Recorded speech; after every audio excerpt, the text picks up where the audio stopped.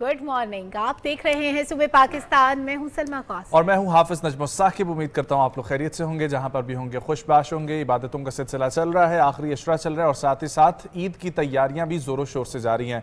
शाम के वक्त सलमा, अगर आप इस वक्त ट्रैवल करें मगरिब के बाद, रोज़ा इफ्तारी के बाद, तो रात पूरी अब शॉपिंग का सिलसिला चल रहा है। लेट नाइट तक बाजार खुले हुए हैं। और मैं आपको एक ये चीज़ बताऊं कि ईद का माहौल बहुत अच्छा लगता है तब जब आप बड़े बड़े मॉल्स में जाके शॉपिंग करें, उस तरह नहीं, बल्कि जब आप ये गली मोहल्लों के जो बाजार होते हैं, और खास तौर पर ऐसे जहां पर बहुत ज्यादा रौनक हमें देखने को मिलती है और इतना रश होता है कि बस कई दफा तो आप परेशान हो जाते हैं कि सारी मखलूक जो है ना अल्लाह की यहीं पर उतर आई है। अच्छा नजम, एक और डिफरेंट चीज होती है, चूड़ियों के स्टॉल लग जाते हैं और मेहंदी के स्टॉल्स लगते हैं, चूड़ियों के स्टॉल्स लगते हैं, मुख्तलिफ रंग आसपास आपके दिखाई देते हैं। फिर उसके अलावा साथ में ईद के दिन ना कुछ खाने का भी स्पेशल एहतमाम करना होता है, तो फेनियाँ, सवैयाँ, ये तमाम चीजें ये भी मिलना शुरू हो जाती हैं और ये बहुत अच्छा लग रहा होता है। और यही फेस्टिविटी है जो रमजान के बाद वो तोहफा जो अल्लाह की तरफ से हमें दिया गया ना, वो ईद उल फितर का है। और ये आखिरी अशरा तकरीबन तैयारियों में गुजर जाते हैं, लेकिन इबादत के सिलसिले को भी हमने नहीं भूलना और उसको भी जोरों शोर से जारी रखना है, क़ियामुल लैल और तस्बीह और तहलील। और आज सुबह अज़राह तफन्नुन एक बात हो रही थी कि मैंने किसी को नवाफिल अदा करते देखा, तो मुझे याद आ रहा था कि ये शख्स शायद क़ियामुल लैल नहीं कर सका, नींद आ गई थी, तो इसने कहा चलो सुबह उठ के क़ियामुल लैल कर लेते हैं। On a lighter note, of course, जो आपकी इबादत का वक्त है उससे बेहतर कोई वक्त नहीं हो सकता।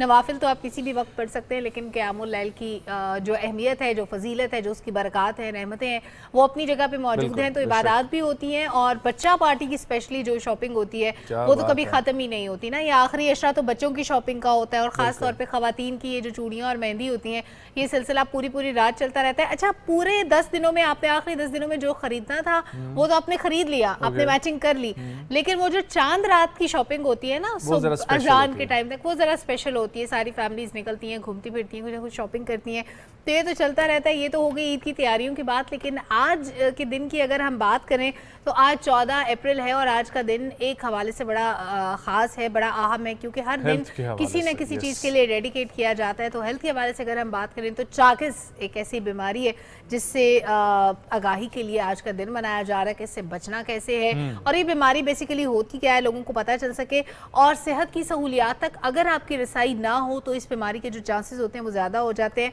और ये कहा जाता है कि गरीब लोगों को ज़्यादा मुतासिर करती है बीमारी, वरना बीमारी कोई गरीब या अमीर देख के नहीं आती, वो तो किसी भी जगह पे आ सकती है। ब्राज़ीलियन डॉक्टर हैं कार्लोस चागिस, उन्होंने 1909 में ये बीमारी दरियाफ्त की थी, इसीलिए इस बीमारी का नाम चागिस भी पड़ा। दुनिया भर में अगर हम रेशो देखें तो तकरीबन 60 से 70 लाख अफराद जो हैं इस बीमारी से मुतासिर हैं, जिनमें हर साल 10,000 अमवात भी होती हैं और हर साल 30 से 40,000 नए केस भी सामने आते हैं। और डिफरेंट कंट्रीज़ जो हैं वो इस बीमारी का पता लगाने की कोशिश करती रहती हैं, लेकिन ज़ाहिर है ममालिक में अगर इसको डिवाइड करके देखें तो इसकी शरह कम बनेगी, लेकिन ओवरऑल दुनिया में बहुत ज़्यादा है। और मुनासिब सहूलियात जो है सेहत की, उन तक अगर रसाई हासिल की जा सके तो इससे बचा जा सकता है। खामोश बीमारी नजर आ रहा है बिल्कुल, और मेरा ख्याल है कि इसके काटने से या इसकी गंदगी से ये बीमारी फैलती है। एग्जैक्टली, और इसमें आंखें स्वेल हो जाती हैं या जिस्म के किसी भी हिस्से पे ये काटे तो वो स्वेलिंग हो जाती है और बाकायदा एक बीमारी है जिसको ट्रीट करना जरूरी है। 2020 में पहली दफा इसको आलमी दिन के तौर पर मनाया गया अक़वाम मुत्तहिदा की जानिब से, और इसके इलाज को मज़ीद बेहतर बनाने के लिए पूरी दुनिया में काम जारी है। और वैसे भी अगर हम लोग हाइजेनिक फ़ूड की बात करते हैं तो हाइजेनिक लाइफस्टाइल भी होता है, और हाइजेनिक लाइफस्टाइल में ये बहुत चीज़ इंपॉर्टेंट है कि आपका कमरा, आपका वॉशरूम, आपके इर्द गिर्द आपका ख़ास तौर पर कारपोश एरिया, वो वाले एरियाज़ जहाँ पर पानी खड़ा होता है, अगर आपके पास क्यारी मौजूद है, लॉन मौजूद है, तो ये तमाम चीज़ें क्लियर होनी चाहिए, साफ़ होनी चाहिए। और बाकायदगी तो से पूरे साल में जो स्प्रेस का सिलसिला होता है वो भी आप लोग करवाएं, ताकि इस किस्म के जो कीड़े मकोड़ों से बीमारियाँ फैलती हैं उनसे आप लोग ख़ास तौर पर बच के रह सकें। आज का दिन एक और हवाले से बहुत अहम है। आलम इस्लाम के एक बहुत बड़े मुफक्किर जिन्होंने दुनिया भर में इस्लाम की अशात और तबलीग के लिए बहुत काम किया, एक ऐसी शख्सियत जिनकी तसानीफ़ का अगर मैं जिक्र करूँ तो तकरीबन 100 से ज़ायद उन्होंने इस्लाम के ऊपर तसानीफ़ लिखी हैं, सीरत नबी के हवाले से, उसवा हुस्ना के हवाले से, शेखुल हदीस भी हैं, शेखुल कुरान भी हैं। मैं बात कर रहा हूँ जनाब डॉक्टर इसरार अहमद साहब की। डॉक्टर इसरार अहमद की आज 13वीं बरसी मनाई जा रही है। ये मारूफ इस्लामी स्कॉलर थे जिन्होंने पूरी दुनिया में तबलीग की और बहुत सारे लोगों को इन्होंने मुसलमान किया, और उन्हें उनकी खिदमात के एतराफ़ में सितारे इम्तियाज़ से भी नवाजा गया था। था। डॉक्टर इसरार अहमद 14 अप्रैल 2010 को 78 बरस की उम्र में इस जहान फ़ानी से रुखसत हो गए थे। बिलाशुबा डॉक्टर इसरार अहमद की जो खिदमात हैं उनको हमेशा याद रखा जाएगा, और वो हमारी जो इस्लामिक हिस्ट्री है, जो हमारा इस्लामिक कल्चर है, उसका एक हिस्सा बन चुकी हैं। उनकी जो तसानीफ़ है, उनकी जो सोच है, उन्होंने जो हमें थॉट्स दी, ये सारी चीज़ें ज़ाहिर है हम उससे सीखते हैं, बहुत सी लर्निंग है हमारी। अल्लाह मग़फ़िरत फरमाए। आमीन आमीन, अल्लाह ताला उनके दर्जात बुलंद फरमाए। अब ज़रा आपको लेके चलते हैं देवसाई कहीं पहाड़ों में सैर कराने के लिए, क्योंकि खबरें जब शेयर कर रहे होते हैं ना तो इधर उधर हमारे सैर सपाटे भी चलते रहते हैं। कभी हम किसी कंट्री में चले जाते हैं, कभी अपनी कंट्री के खूबसूरत इलाकों में जाते हैं। तो स्कीइंग एक बड़ी इंटरेस्टिंग गेम होती है, हाँ।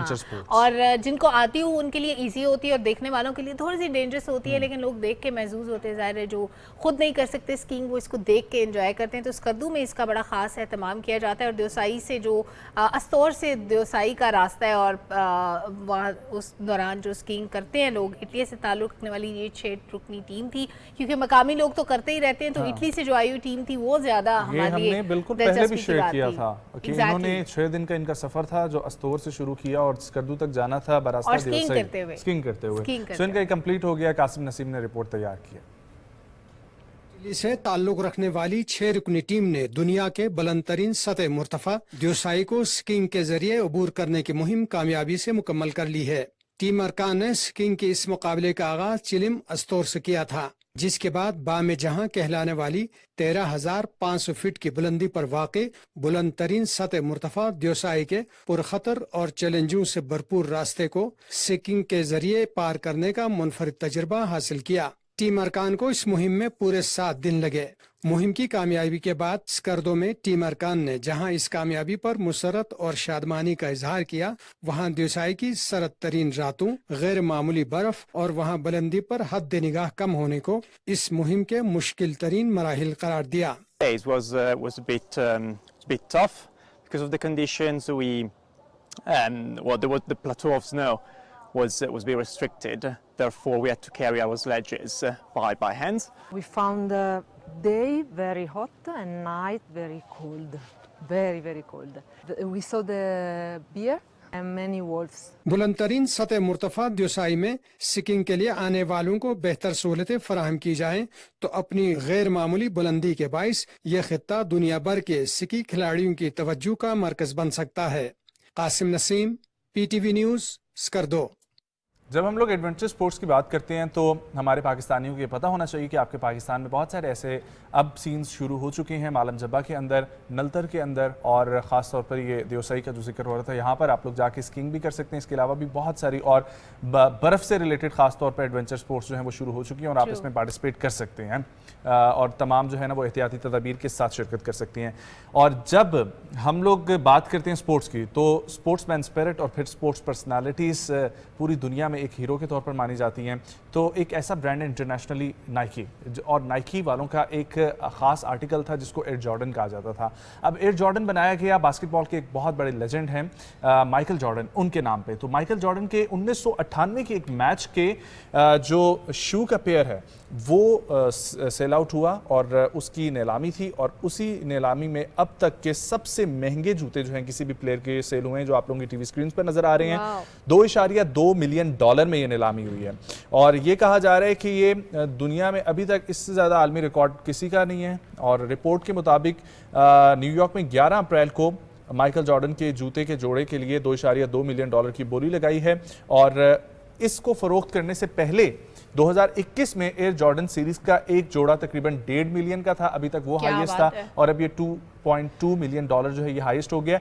ये एक्सपेक्टेशंस थी माइकल जॉर्डन की और नाइकी की कि ये जाएगी बोली $4 मिलियन तक। क्या बात लेकिन है। अभी भी वो कह रहे हैं कि ये सस्ते जो है ना वो फरोख्त होंगे। लेकिन नजम कितनी मुनफरिद सी बात है, चीज़ें भी वही होती है, मटेरियल भी वही, कंपनीज भी वही, ब्रांड भी वही, लेकिन क्या होता है कि कुछ पहनने वाली या इस्तेमाल करने वाली शख्सियात ऐसी हैं जो किसी भी आम चीज़ को ख़ास बना देती है। बड़ी मुनफरिद सी बात है अपने आप में कि आप सोचें कि ये जितना महंगा ये जूतों का जोड़ा नीलाम हुआ है, एक आम आदमी ने पहना होता तो शायद इसकी कीमत वही होती। वो मुझे गालिब का शेर याद आता है कि 4 गज के कपड़े की क्या कीमत थी, کہ غالب کا گریباں ہونا کچھ اس طرح کا شعر تھا. اچھا. اور اس کا یہ تھا کہ غالب نے جو اپنی زندگی میں تمام چیزیں پہنی ہیں اب ان کے پیرہن لگائے گئے ہیں جس طریقے سے, تو اس پر وہ شعر کہا گیا.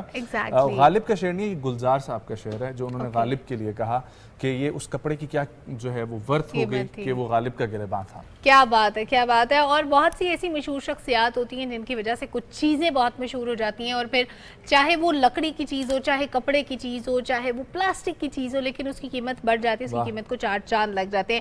اینی ویز, آج کل جب ہم آسمان پہ نظر ڈالتے ہیں تو ہمیں آسمان تھوڑا سا منفرد دکھائی دیتا ہے, اور تقریباً ہر روز ہم کچھ نہ کچھ چینجز دیکھ رہے ہوتے ہیں. وہ چینجز کیوں ہوتی ہیں؟ شہاب ثاقب, جس کے بارے میں ہم بچپن سے پڑھتے آئے ہیں, شہاب ثاقب کے بارے میں اس کی بارش ہمیں جو ہے وہ نظر آتی ہے. اور آئندہ چند دن اگر ہم دیکھیں گے تو یہ سلسلہ ہمیں بہت فریکوینٹ نظر آئے گا. 16 سے 29 اپریل کے دوران یہ شہاب ثاقب کی بارش ہوگی, اور یہ جو نظارہ ہوگا یہ ہم تقریباً روز دیکھ سکیں گے. ماہرین فلکیات یہ کہتے ہیں کہ 22 اپریل یعنی یوم کرۂ ارض اس دن کو منایا جائے گا, اور اس کے موقع پہ شہاب ثاقب کی جو بارش کا نظارہ ہوگا وہ اپنے عروج پہ ہوگا.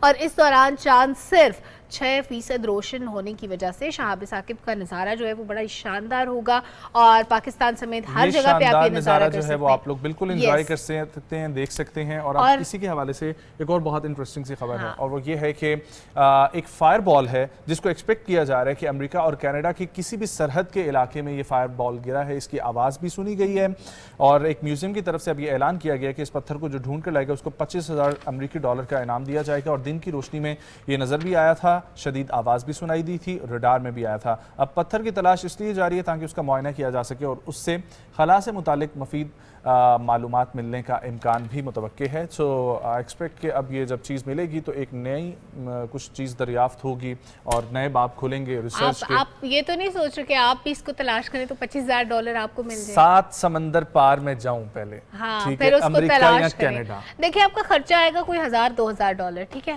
تو اگر $1,000-2,000 میں کام چلتا ہو اتنی دور جا کے تو میرا خیال ہے not a bad deal. سوال ہی نہیں پیدا ہوتا کہ یہ میں ڈھونڈنے کے لیے نکلوں اور مجھے ہی ملے. ویسے دیکھیں ہونے کو کیا نہیں, دنیا میں بہت سی ممکنات ناممکنات کو ممکنات میں بدلنے کا نام ہی زندگی ہے. خوش فہمی ہے, لیکن اس میں یہ والی خوش فہمی نہیں ہے. نہیں, مجھے تو یہ خوش فہمی ہے, مطلب I believe in معجزات. بہت سے میریکلز ہوتے ہیں جن پہ آپ کو یقین رکھنا چاہیے. You never know. سوچیں ہزاروں لوگوں میں کسی ایک شخص کو ملے گا, وہ ایک شخص آپ بھی ہو سکتے ہیں. تو ہمیشہ پازیٹیو سوچنا چاہیے, اور ہمیشہ کہتے ہیں نا پیوستہ رہ شجر سے امیدیں باہر رکھ, تو امیدیں باہر ہمیشہ رکھنی چاہیے, اور امید پہ دنیا قائم ہے. تو اپنے لیے اچھا سوچیں, پازیٹیو سوچیں. اینی ویز اب آپ کو پشاور کے ایک علاقے کی سیر کراتے ہیں. سرکی گیٹ اس کا محلہ ہے, غوری خان. غوری خان محلے میں کیا ہے جناب, ایک مکان ایسا تعمیر ہوا جو لوگوں کی توجہ کا مرکز ہے. آج کل سوشل میڈیا پہ بڑا وائرل ہو رہا ہے, اور اس کے وائرل ہونے کی وجہ کیا ہے نجم, یہ آپ کو پتہ ہے؟ کیونکہ یہ انگریز دور میں تعمیر ہوا تھا. واو. اور اسی پر رپورٹ تیار کی ہے جی سہیل احمد دانش نے. اندرون پشاور شہر کے محلہ غوری خان میں ایک پرانے طرز تعمیر کے مکان کی مسماری جاری تھی کہ اس کے اندر 2 منزلہ تہخانہ دریافت ہوا. تہخانے کی عمارت لکڑی کے شہتیروں اور ستونوں پر قائم ہے, جن پر موجود عمدہ کاشیکاری عہد رفتہ کے ماہر کاریگروں کی مہارت کا منہ بولتا ثبوت ہے. محلے کی کچھ افراد کی جانب سے ویڈیو سوشل میڈیا پر اپلوڈ کرنے کے بعد محکمہ آثار قدیمہ کے حکام پوری طور پر حرکت میں آ گئے اور مکان کی مزید مسماری کا کام روک دیا. علاقے کے مکینوں کے مطابق مذکورہ مکان 3 بھائیوں کی مشترکہ میراث تھی, جن کے درمیان تنازع کی وجہ سے یہ مکان کافی عرصے سے خالی تھا. تاہم خاندانی تنازع سے قبل یہ مکان کئی دہائیوں تک زیر استعمال رہا. کچھ عرصہ قبل پشاور کے رہائشی ہربھجن سنگھ نے اسے خریدا اور اس جگہ نئی عمارت تعمیر کرنے کی غرض سے پرانے مکان کی مسماری شروع کر دی. 3-4 جگہ یہ بکا ہوا ہے یہ گھر, تو ابھی یہ کھدائی کر کے یہ نکلا ہے. لوگ اس پہ دے رہے کہ بھئی اس میں نیچے گھر نکلا ہے. گھر نہیں نکلا ہے, اس میں تاخانہ تھا, تاخانہ کے نیچے تاخانہ ہے. یہ استعمال شدہ تھا, پہلے بھی استعمال شدہ تھا, ابھی بھی استعمال شدہ تھا. یہ ابھی 5 سال ہو گئے کہ یہ اس طرح بند پڑا ہوا تھا. ये इस्तेमाल शुदा था। महकमा आसार कदीमा के हुक्काम ने भी इस जगह का मुआयना किया और ज़ीर ज़मीन दरियाफ्त होने वाली इमारत को तकरीबन 200 साल पुराने तामीर करार दिया। हुक्काम ने मज़कूरा तारीखी इमारत की मसमारी को खैबर पुख्तनख्वा एंटिक्विटी एक्ट 2016 की खिलाफ वर्जी करार देते हुए इसकी मसमारी को फौरी तौर पर रोक दी और मालिक मकान के खिलाफ कानूनी कार्रवाई के लिए पुलिस में रिपोर्ट दर्ज कराई। ये घर ब्रिटिश पीरियड की है, ये सिख पीरियड की घर नहीं है, ये ब्रिटिश पीरियड अंग्रेज़ दौर की बिल्डिंग है और मालिक मकान ने इसको without prior permission from this department गिराई है, तो उसके खिलाफ हमने कानूनी कार्रवाई स्टार्ट की है डायरेक्टरेट ऑफ आर्कियोलॉजी ने। पेशावर समेत खैबर पुख्तनख्वा के मुख्तलिफ अजला में तारीखी अहमियत के हामिल इमारत और दीगर विरसे मौजूद है जिन्हें अगले नस्लों तक महफूज रखने के लिए हुकूमती और अवामी सतह पर संजीदा तर्ज अमल की ज़रूरत है। Suhail Ahmad Danish, PTV news, Peshawar. Very nice, बड़ी अच्छी ये रिपोर्ट थी। और नजब मैं इसको देख के एक चीज़ रिकॉल कर रही थी, आई थॉट कि मुझे शेयर करनी चाहिए। एक किताब है, बड़ी अच्छी एक नॉवल है, नौलखी कोठी, और वो लिखा है अली अकबर नातिक साहब ने। आपको नॉवल ज़रूर पढ़िएगा। ऑल्दो मैं नॉवेल्स बहुत ज़्यादा नहीं पढ़ती, लेकिन ये नॉवल इतना इंटरेस्टिंग है कि आप शुरू करेंगे तो आपका दिल करेगा इसको ख़त्म करें। एक तो इसमें अंग्रेज़ दौर में जिस तरह से गाँव देहात का निज़ाम होता था, जिस तरह वहाँ पर पंचायतें चलती थी और जिस तरह वो ख़ानदानी दुश्मनियों का एक सिस्टम था, एक तो बड़ा अच्छा एक्सप्लेन किया गया है उसमें। और उस वक्त का जो माहौल था, इतनी खूबसूरत मंजर कशी की गई है उस माहौल की, और किरदारों को इतना खूबसूरत तरीके से दिखाया गया है कि आपका दिल करेगा आप पढ़ते चले जाएं और आप उस दौर में कहीं खो जाएंगे। और एक मुहावरा आपने सुना होगा, खड़क सिंह के खड़कने से खड़कती हैं खिड़कियां। अब इस मुहावरे की जो कहानी है ना, आप उसके अंदर मौजूद तो नहीं है, लेकिन आप उसको रिलेट कर सकते हैं। कहानी आपको पता है, वो बड़ी इंटरेस्टिंग है कहानी। खड़क सिंह की कहानी नहीं पता, खड़क सिंह की कहानी बड़ी मजे की है। लेकिन मैं अभी ये सोच रहा था कि पेशावर में जिस तरीके से एक ये हवेली मौजूद है, इसके अलावा बहुत सारी ऐसे और मकामात मौजूद हैं। रावलपिंडी के अंदर, लाहौर के अंदर, ये तमाम तारीखी शहर है। मुल्तान हमारा बहुत एक तारीखी शहर है जहाँ पर पाकिस्तान में हम लोग जिक्र करते हैं कि एक हमारी तारीख़ है, एक लेगेसी है, तो वो रिलीजियस हवाले से भी है, वो हमारे कल्चरल एक्सपेक्ट से भी है, और हमारी ये आर्कियोलॉजिकल साइट्स के हवाले से भी पाकिस्तान बहुत माला माल है, नो डाउट। लेकिन मैं वो खड़क सिंह वाली कहानी आपको जरूर सुनाना चाहती हूँ। खड़क सिंह एक अनपढ़ आदमी था। अच्छा, मैं बताती हूँ। एक खड़क सिंह जो था वो एक अनपढ़ आदमी था। हुआ क्या कि उसने कहा कि भाई मैं इधर अदालत में जज की सीट खाली हुई है तो मैं इधर जज लगना चाहता हूँ। पढ़ा लिखा तो था नहीं, सिफारिश लगा के उसने लेटर वेटर बनवा ली अदालत में। अब पहले दिन केस लगा हुआ था मर्डर का, 2 खानदानों में तनाज़ा था। वो जब जाता है तो एक खातून बाहर खड़ी होती है, वो खातून को देख के वो रो रही होती है, ज़ारो कतार कह रही थी मेरे शौहर को मार दिया है। और वो मामला समझ जाता है कि क्या मामला है। अंदर जाता है, वकील बैठे होते हैं, दूसरी पार्टी के भी मुल्जिमान को लाया जाता है अदालत के अंदर। खातून से पूछते हैं हाँ भाई क्या मामला है। खातून बताती है कि जी मेरा हस्बैंड घर पे सोया हुआ था, लोग आए हैं, उसको बाहर बुलाया है और उसको मार दिया है, और ज़मीन का तनाज़ा था उनका। अच्छा, जो मुजरिमान या मुल्जिमान होते हैं उनकी जब बारी आती है तो वो पूछता है, उसको समझ आ जाती है कि इन्होंने बंदा तो मारा। वो कहते हैं जी मारने का इरादा नहीं था, बस वो तल्ख कलामी हुई तो गलती से हमने डंडा मार दिया। ये वो कहानी सुनाते हैं। वो कुछ लिखना शुरू कर देता है सुनने के बाद। ज़्यादा लिखा हुआ तो नहीं होता, ज़्यादा पढ़ा लिखा तो नहीं होता, लेकिन वो कुछ लिखने की कोशिश करता है, उर्दू जो थोड़ी बहुत उसको आती है। अच्छा, वो पूछता है कि ये काले कोट वाला आदमी कौन है। वो बेसिकली वकील होता है उन मुल्जिमान का। तो वो कहते हैं कि जी ये इनका वकील है। कहते हैं इन्हीं का आदमी हुआ ना। तो कहते हैं जी ठीक है। फिर कुछ लिखना शुरू कर देते हैं और उसके बाद फैसला आता है, वकील समेत उन मुल्जिमान को सजाए मौत दे दी जाती है। और उसके बाद कहते हैं कि उस इलाके में क्राइम रेट बिल्कुल ज़ीरो हो जाता है। उसके बाद कई सालों तक वहाँ पे क्राइम नहीं होता और कोई जुर्म करने वाले का साथ भी नहीं देता कि उनको पता होता है ये खड़क सिंह तो हमें भी। ये खड़क सिंह की और स्टोरी कहीं पर होनी चाहिए, नहीं होनी चाहिए, लेकिन LLB और LLM के स्टूडेंट्स को ये लाजमी पढ़ाई जानी चाहिए ताकि उनको पता चले कि कोई भी ऐसा जज जो है ना खड़क सिंह की तरह आ ही सकता है, किसी भी वक्त कुछ भी हो सकता है। अच्छा, अब मैं आप लोगों को बताता हूँ कि बचपन में हम सब कार्टून्स देखते थे और एक बहुत कार्टून में हमारा फेवरेट कैरेक्टर था स्नोपी का।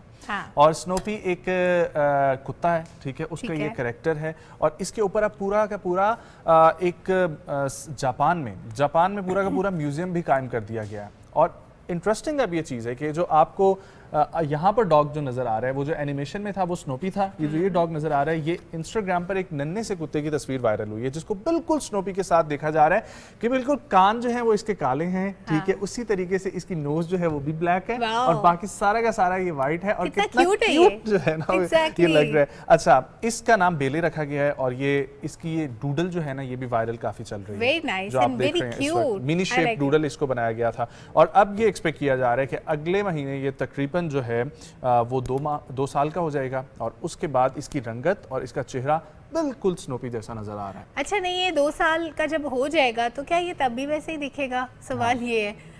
इसका कद तो नहीं बढ़ेगा, ये मतलब मुख्तलिफ मखलूक है, इनकी भी एक लिमिट होती है ना कि इन्होंने इतना ग्रो करना है, लेकिन क्यूट है ये, बहुत प्यारा है। अच्छा, आप एक वक्त में कितनी बॉल्स आप उठा सकते हैं? बॉलिंग बॉल्स जो है आप एक वक्त में 2 ही उठा सकते हैं, इससे ज्यादा नहीं, और या 2 को यूं रख के उसके ऊपर तीसरी लेकिन एक अमेरिकन सिटीजन ऐसा जिसने एक वक्त में 16 बॉल्स उठाई। 16 एग्जैक्टली, और इसने ये काम किया जनाब, सिर्फ 10 सेकंड से ज्यादा वक्त तक उसने थाम के रखा है और 2015 का अपने ही रिकॉर्ड तोड़ा है जिसमें उसने 13 बॉल्स उठाए थे और ये रिकॉर्ड के लिए 14 बॉल्स उठाना जरूरी थे, उसने जनाब 16 बॉल्स उठाए और इस नए रिकॉर्ड की तस्दीक भी कर दी गई है Guinness book of world record. मेरा ख्याल है वो इतनी मोटी किताब हो चुकी होगी कि पता नहीं आधी दुनिया तो उसमें अपना नाम दर्ज करा चुकी है वैसे। हाँ, ज़ाहिर बात है, और उसमें अजीब से रिकॉर्ड भी दर्ज होते हैं। मैं तो ये सोच रहा हूँ कि 1-2 रिकॉर्ड्स हम भी कोई कायम करें। सलमा, हम क्या करेंगे? कुछ भी हो सकता है ना, सोचते हैं हम इस पे पूरी पीटीवी की टीम को 5-6 दिन पूरा पीटीवी एक कोई वर्ल्ड रिकॉर्ड जो है वो कायम करता है, Guinness book of world record में नाम दर्ज करवाते हैं। अच्छा, इस्लामाबाद की ज़िला इंतज़ामिया बहुत सारा काम कर रही है और CDA काफ़ी एक्टिव आजकल चल रही है, CDA हो, म्यूनसिपल कॉर्पोरेशन हो, लेकिन एक इंतज़ामिया की तरफ से स्टेप लिया गया है जिसको जितना हम लोग सराहें वो कम है। बहुत सारे लोगों को इससे प्रॉब्लम होगी जो कि ओपनली लोग बात कर रहे हैं, लेकिन उनकी प्रॉब्लम एक साइड पे रख के हमने सोचना है अपने इन्वायरमेंट के लिए, अपने जो है इस प्यारे से खूबसूरत से शहर के लिए। और ख़बर आप लोगों के लिए ये है कि पाबंदी आयद कर दी गई है मारगला की पहाड़ियों पर सिगरेट नोशी पे, पाबंदी आयद कर दी है मारगला की पहाड़ियों पर बारबेक्यू पर, और इसके अलावा कोई भी फायर रिलेटेड कंटेंट या कुछ भी चीज़ अगर आप करना चाहते हैं तो अब आप वो नहीं कर सकेंगे। और मेरा ख्याल है कि ये बहुत अच्छा स्टेप है। काफ़ी दफ़ा आग लगने के वाक़यात भी पेश आ चुके हैं, फिर गंदगी इतनी ज़्यादा हम फैलाते हैं उन तमाम ट्रेल्स के ऊपर, और ट्रेल्स ना भी हों तो अब चूंकि जो रमज़ान का सिलसिला चल रहा है इसमें लोग जाते हैं अपनी गाड़ियों पे और कॉर्नर्स पे लगाते हैं और वहाँ पर रोक के गाड़ियाँ, और फिर वहाँ पर अफ्तारियों का सिलसिला जारी है और उन अफ्तारियों के सिलसिले के साथ साथ वहीं पर गंद छोड़कर आ रहे हैं, वहीं पर हम लोग बारबेक्यू कर रहे हैं, तमाम चीज़ें वहीं पर हैं। सो ये बहुत जो है ना एक गलत चीज़ थी जिसको फाइनली इंतज़ामिया ने इस पर स्टेप लिया है और इसी हवाले से बिल्कुल रिपोर्ट है हमारे पास जो तैयार किया फहद अजीज ने। वफाकी हुकूमत ने इस्लामाबाद के तफरीही मुकाम मारगला हिल्स पर बारबेक्यू और सिगरेट नोशी पर पाबंदी आयद की है। जिला इंतजामिया की जानिब से नोटिफिकेशन के मुताबिक मारगला हिल्स पर सियाहों के लिए सख्त हिदायत जारी की गई हैं, जिनकी खिलाफ वर्जी पर कानून के मुताबिक कार्रवाई की जाएगी। जो मुमकिन जो आग के वाक़यात हैं उनकी बहुत बड़ा एक ज़रिया, तो आप तम्बाकू नोशी यहाँ पर ममनुआ करार दिया गया, पेनल्टी इम्पोज की जाएंगी, फाइन्स इम्पोज किए जाएंगे जो खिलाफ वर्जी करेगा। डेली जो वेजर्स हैं वो भी हायर किए हैं ताकि जो मुख्तलिफ पॉइंट्स के ऊपर पूरे मारगला हिल्स नेशनल पार्क पे पिकेट्स के ऊपर, पॉइंट्स के ऊपर, ईस्ट और वेस्ट के ऊपर हम लोगों ने उनको तैनात किया गया जो 24 आवर राउंड द क्लॉक यहाँ पे मॉनिटरिंग भी कर रहे हैं, पेट्रोलिंग भी कर रहे हैं। सयाहों ने इस इकदाम को सराहते हुए कहा कि जंगलात माहौल दोस्त होते हैं, इनकी हिफाजत हम सब की मजमूई जिम्मेदारी है। न सिर्फ किसी एक इदारे की बल्कि हम इंडिविजुअल्स की भी जिम्मेदारी है कि हम इस नेचर को अच्छा और साफ़ सुथरा रखें। खाने पीने की अशिया और जो आलूदगी फैलाती हैं उनको वो पाबंदी लगाई है, तो इससे काफ़ी बेहतरी आएगी और हम इसे सपोर्ट करते हैं। शहरियों को जंगलात में वर्जिश और तफरीक के अलावा इनकी माहौलियाती आफादियत और ज़रूरत का एहसास करना चाहिए। जंगलात माहौल को हुस्न बख्शते हैं जिनका तहफ़्फ़ुज़ हम सब की मजमूई जिम्मेदारी है। फहद अजीज़, पाकिस्तान टेलीविज़न न्यूज़, इस्लामाबाद। जंगली हयात का तहफ़्फ़ुज़ सामने रखने के साथ साथ बड़ा ज़रूरी है कि आप अपने माहौल को साफ़ रखें, इर्द गिर्द के इन्वायरमेंट को, और ये हमारी गलतियाँ हैं जिसकी वजह से ये पाबंदियाँ लगती हैं। हम जहाँ जाते हैं वहाँ पे सिगरेट का पैकेट हमारे साथ होता है, खाने पीने का सामान हमारे साथ होता है और डस्टबिन लगे होते हैं, उसके बावजूद बच्चे या बड़े भी इवन जगह जगह पे कचरा फेंक रहे होते हैं, खा पी के अपने डिस्पोजेबल चीज़ें वहीं छोड़ के आ जाते हैं। एग्जैक्टली, ये नहीं होना चाहिए किसी सूरत पे। It's very bad. اور کیونکہ اب عید کے دن چل رہے ہیں تو اس قسم کی چیزیں اس لیے بھی ضروری ہیں کہ لوگ افطاریاں پلان کر رہے ہوتے ہیں اور وہاں پہ پولوشن بہت زیادہ پھیلا دیتے ہیں, لیکن عید کی جو تیاریاں ہوتی ہیں نا وہ ساتھ سے چلتی رہتی ہیں. اور عید پہ جو سب سے زیادہ نخرے ہوتے ہیں وہ ٹیلر کے ہوتے ہیں, وہ ٹیلرز کے ہوتے ہیں. وہ کپڑے لینے بند کر دیتے ہیں اور پھر جب کپڑے لے بھی رہے ہوتے ہیں تو اتنی زیادہ سلائی ہو جاتی ہے کپڑوں کی کہ ایک گھر میں اگر 6 لوگ رہتے ہیں تو 6 سوٹ تو ہوں گے. اب وہ ہزاروں میں سلائی اتنی زیادہ بن جاتی ہے کہ لوگوں کے لیے افورڈیبل نہیں رہتا. تو میاں والی میں ایک ایسے ہمارے ٹیلر بھائی بھی ہیں جو غریب بچوں کے کپڑے مفت میں سی دیتے ہیں. سو امیری اور غریبی سے جو ہے نا وہ کھلے دل کا تعلق نہیں ہوتا, اور اسی پر زبیر ہاشمی کی رپورٹ ہے, ضرور دیکھیں.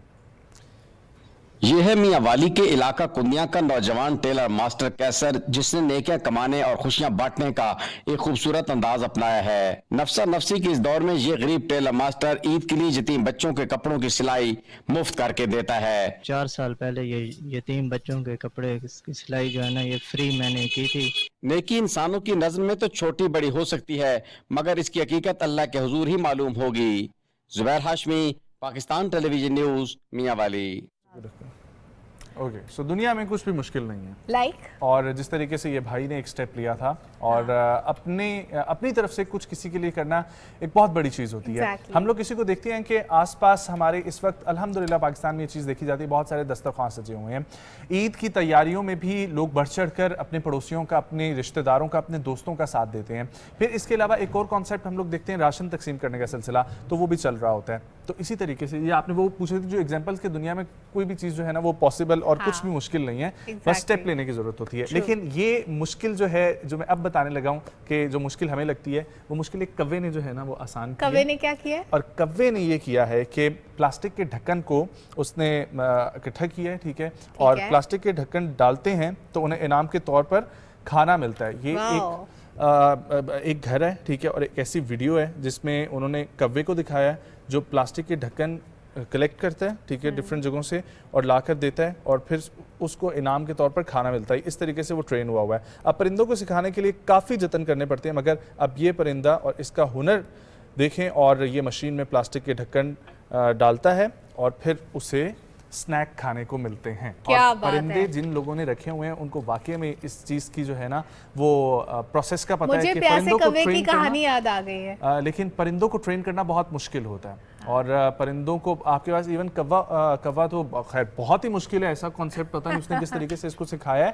لیکن اس کے علاوہ اگر ہم لوگ دیکھیں تو ہمارے یہاں پر پیرٹس رکھے جاتے ہیں نا, سو پیرٹس کو بھی سکھانے کا سلسلہ ہمیں یہ لگتا ہے کہ صرف باتیں سکھاتے ہیں جو ہمیں, لیکن وہ بہت ٹرین ہو سکتا ہے. اور پھر اس کے مختلف اقسام ہیں, اب تو لاکھوں میں آپ کو پیرٹس مل رہے ہیں.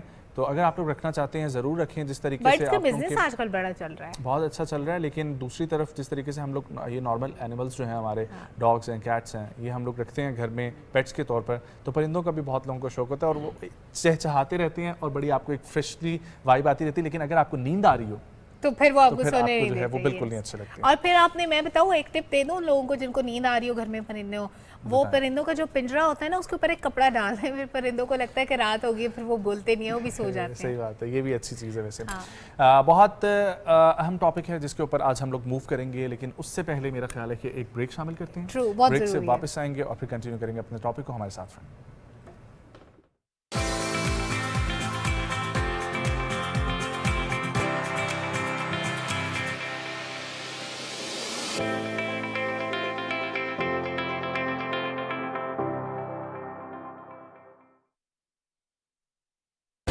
میراج 2000 انسائیڈ پاکستان ٹیریٹری. سرحد پار سے ایک دفعہ پھر ہمیں للکارا گیا ہے, جو شہید ہونے پر آمادہ ہو اسے شکست دینا ناممکن ہے.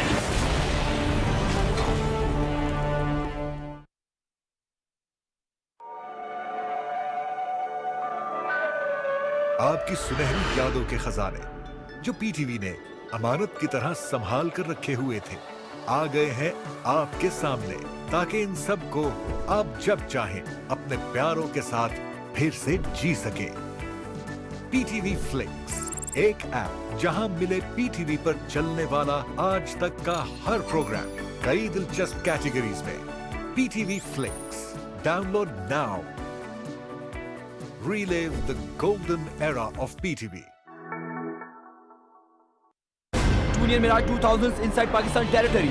सरहद पार से एक दफा फिर हमें ललकारा गया है। जो शहीद होने पर आमादा हो उसे शिकस्त देना नामुमकिन है।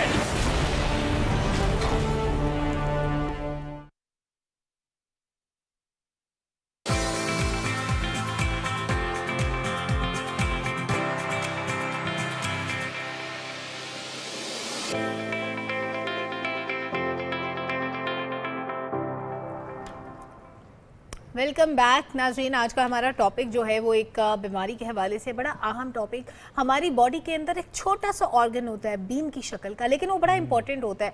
हमारी पूरी बॉडी में जो हमारा ब्लड सर्कुलेट हो रहा होता है उसको उसका फिल्टर होना, उसके अंदर जितने पार्टिकल्स होते हैं उनको फिल्टर करके साइड पे करना, साफ शफाफ खून हमारी नालियों में गर्दिश करता है, बड़ा ज़रूरी है। जिसको हम देखते हैं बहुत सारे हमारी फैमिलीज़ में लोग होते हैं जो डायलिसिस करवा रहे होते हैं, लेकिन अल्लाह ताला ने इस छोटे से ऑर्गन किडनी को ये सलाहियत दी है कि दिन में कई मरतबा ये जो डायलिसिस का प्रोसेस होता है ये खुद परफॉर्म कर रहा होता है। और कितना तकलीफ दे अमल होता है जब आप पैसे भी खर्चते हैं, डॉक्टर्स के पास भी जाते हैं, ये प्रोसेस करवाने के लिए तकलीफ अलहदा बर्दाश्त करते हैं, वक्त और पैसे का ज़्यादा अलहदा से होता है।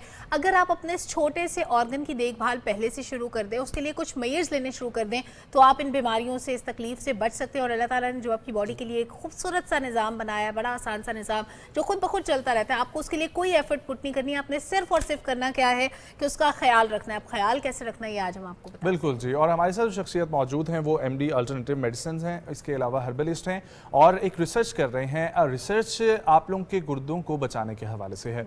हार्वर्ड यूनिवर्सिटी में अभी वो रिसेंटली गए थे और वहाँ पर अपने रिसर्च पेपर भी सबमिट करवा के आए हैं कि डायलिसिस को कैसे हम जो है ना वो एक लॉन्ग प्रोसेस में डिले कर सकते हैं और आपके गुर्दों की लाइफ को 10 से 15 साल कैसे मजीद बढ़ा सकते हैं। ये बहुत सुनने में इंटरेस्टिंग लग रहा है। अपनी डाइट को बेहतर करके ये हो सकता है, मेडिकेशन है कुछ, या अपने लाइफस्टाइल को चेंज करके। इसी के ऊपर जानते हैं। हमें ज्वाइन कर रहे हैं जनाब डॉक्टर वकार अहमद नियाज़ साहब। अस्सलाम वालेकुम डॉक्टर साहब, थैंक यू फॉर कमिंग। कैसे हैं डॉक्टर साहब? सो ये रिसर्च जो आपने शुरू की, कितना अर्सा हो गया इस रिसर्च पे आपको काम करते हुए और इसके क्या मेन कैरेक्टरिस्टिक्स या मेन पॉइंट्स क्या हैं?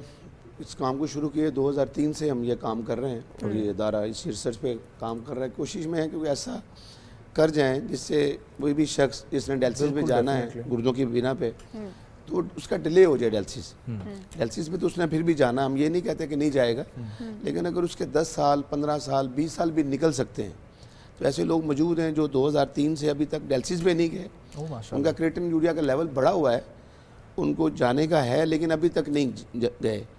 उसकी वजह ये है कि जो हम बहुत ज़्यादा वो खुराक ले रहे होते हैं जिनको गुर्दों का मसला आ जाता है, तो फिर हम लोग कहते हैं ये खुराक अब अपना लें।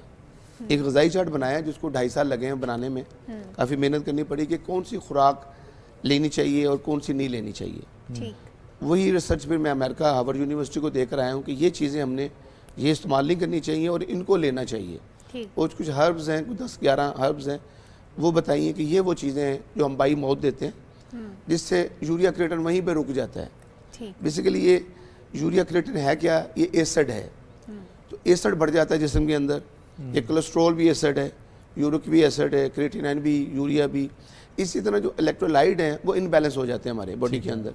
पोटाशियम का लेवल बढ़ जाता है, सोडियम कम हो जाता है, कैल्शियम कम हो जाता है, फास्फोरस बढ़ जाता है, बेशुमार चीज़ें बेतदाली आ जाती है। और अभी एक रिसर्च हुई है पाकिस्तान के अंदर कि पाकिस्तान के अंदर 90% लोगों को पता नहीं चल रहा जब उनके गुर्दे ख़त्म हो रहे हैं। वो खुदा न खासा कोई भी हो सकता है, वो अल्लाह न करे मैं भी, आप भी नाज़रीन प्रोग्राम देख रहे हैं। उसकी बड़ी वजह यह है कि एक टेस्ट होता है गुर्दों का RFT, रीनल फंक्शन टेस्ट, जो करवाना है हम सबको। मैं अक्सर प्रोग्राम करता हूँ, बैठता हूँ मुख्तलिफ पाकिस्तान से बाहर भी, दूसरे मुल्कों में भी।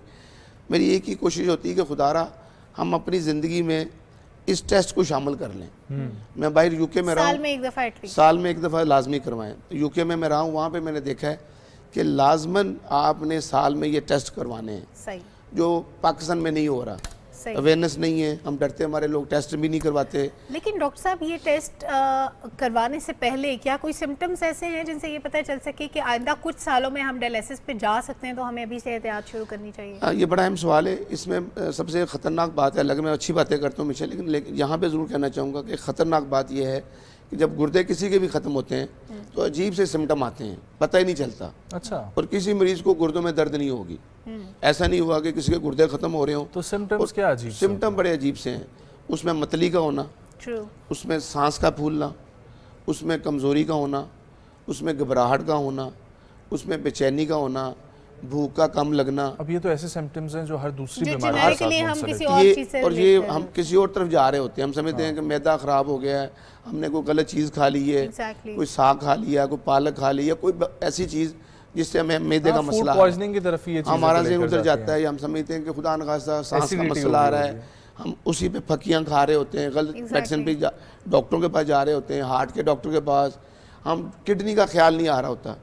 یہ عجیب سے سمٹم ہے. اب آج کل کسی کو اگر سانس کی پرابلم ہوگی ڈیفینیٹلی سننے والا بھی اور وہ خود بھی شخص یہ بولے گا پولن کا سیزن چل رہا ہے. ایسے ہی ہے. اور ان سم کیسز یہ سارے سمٹمز آتے بھی نہیں ہیں، رائٹ؟ ہاں آتے بھی نہیں ہیں. بڑا اچھی بات ہے، کم سمٹم آتے ہیں اور بڑے میں نے دیکھا ہے ول پاور پہ بڑا ڈیپینڈ کرتا ہے. جیسے پنجاب کے ول پاور کے لوگوں کی ول پاور اور ہے، کراچی کے سندھ کے لوگوں کی ول پاور اور ہے. وہاں پہ کریٹن 5-6 پہ چلا جاتا ہے تو 7 پہ تو سمٹم آنے شروع ہو جاتے ہیں.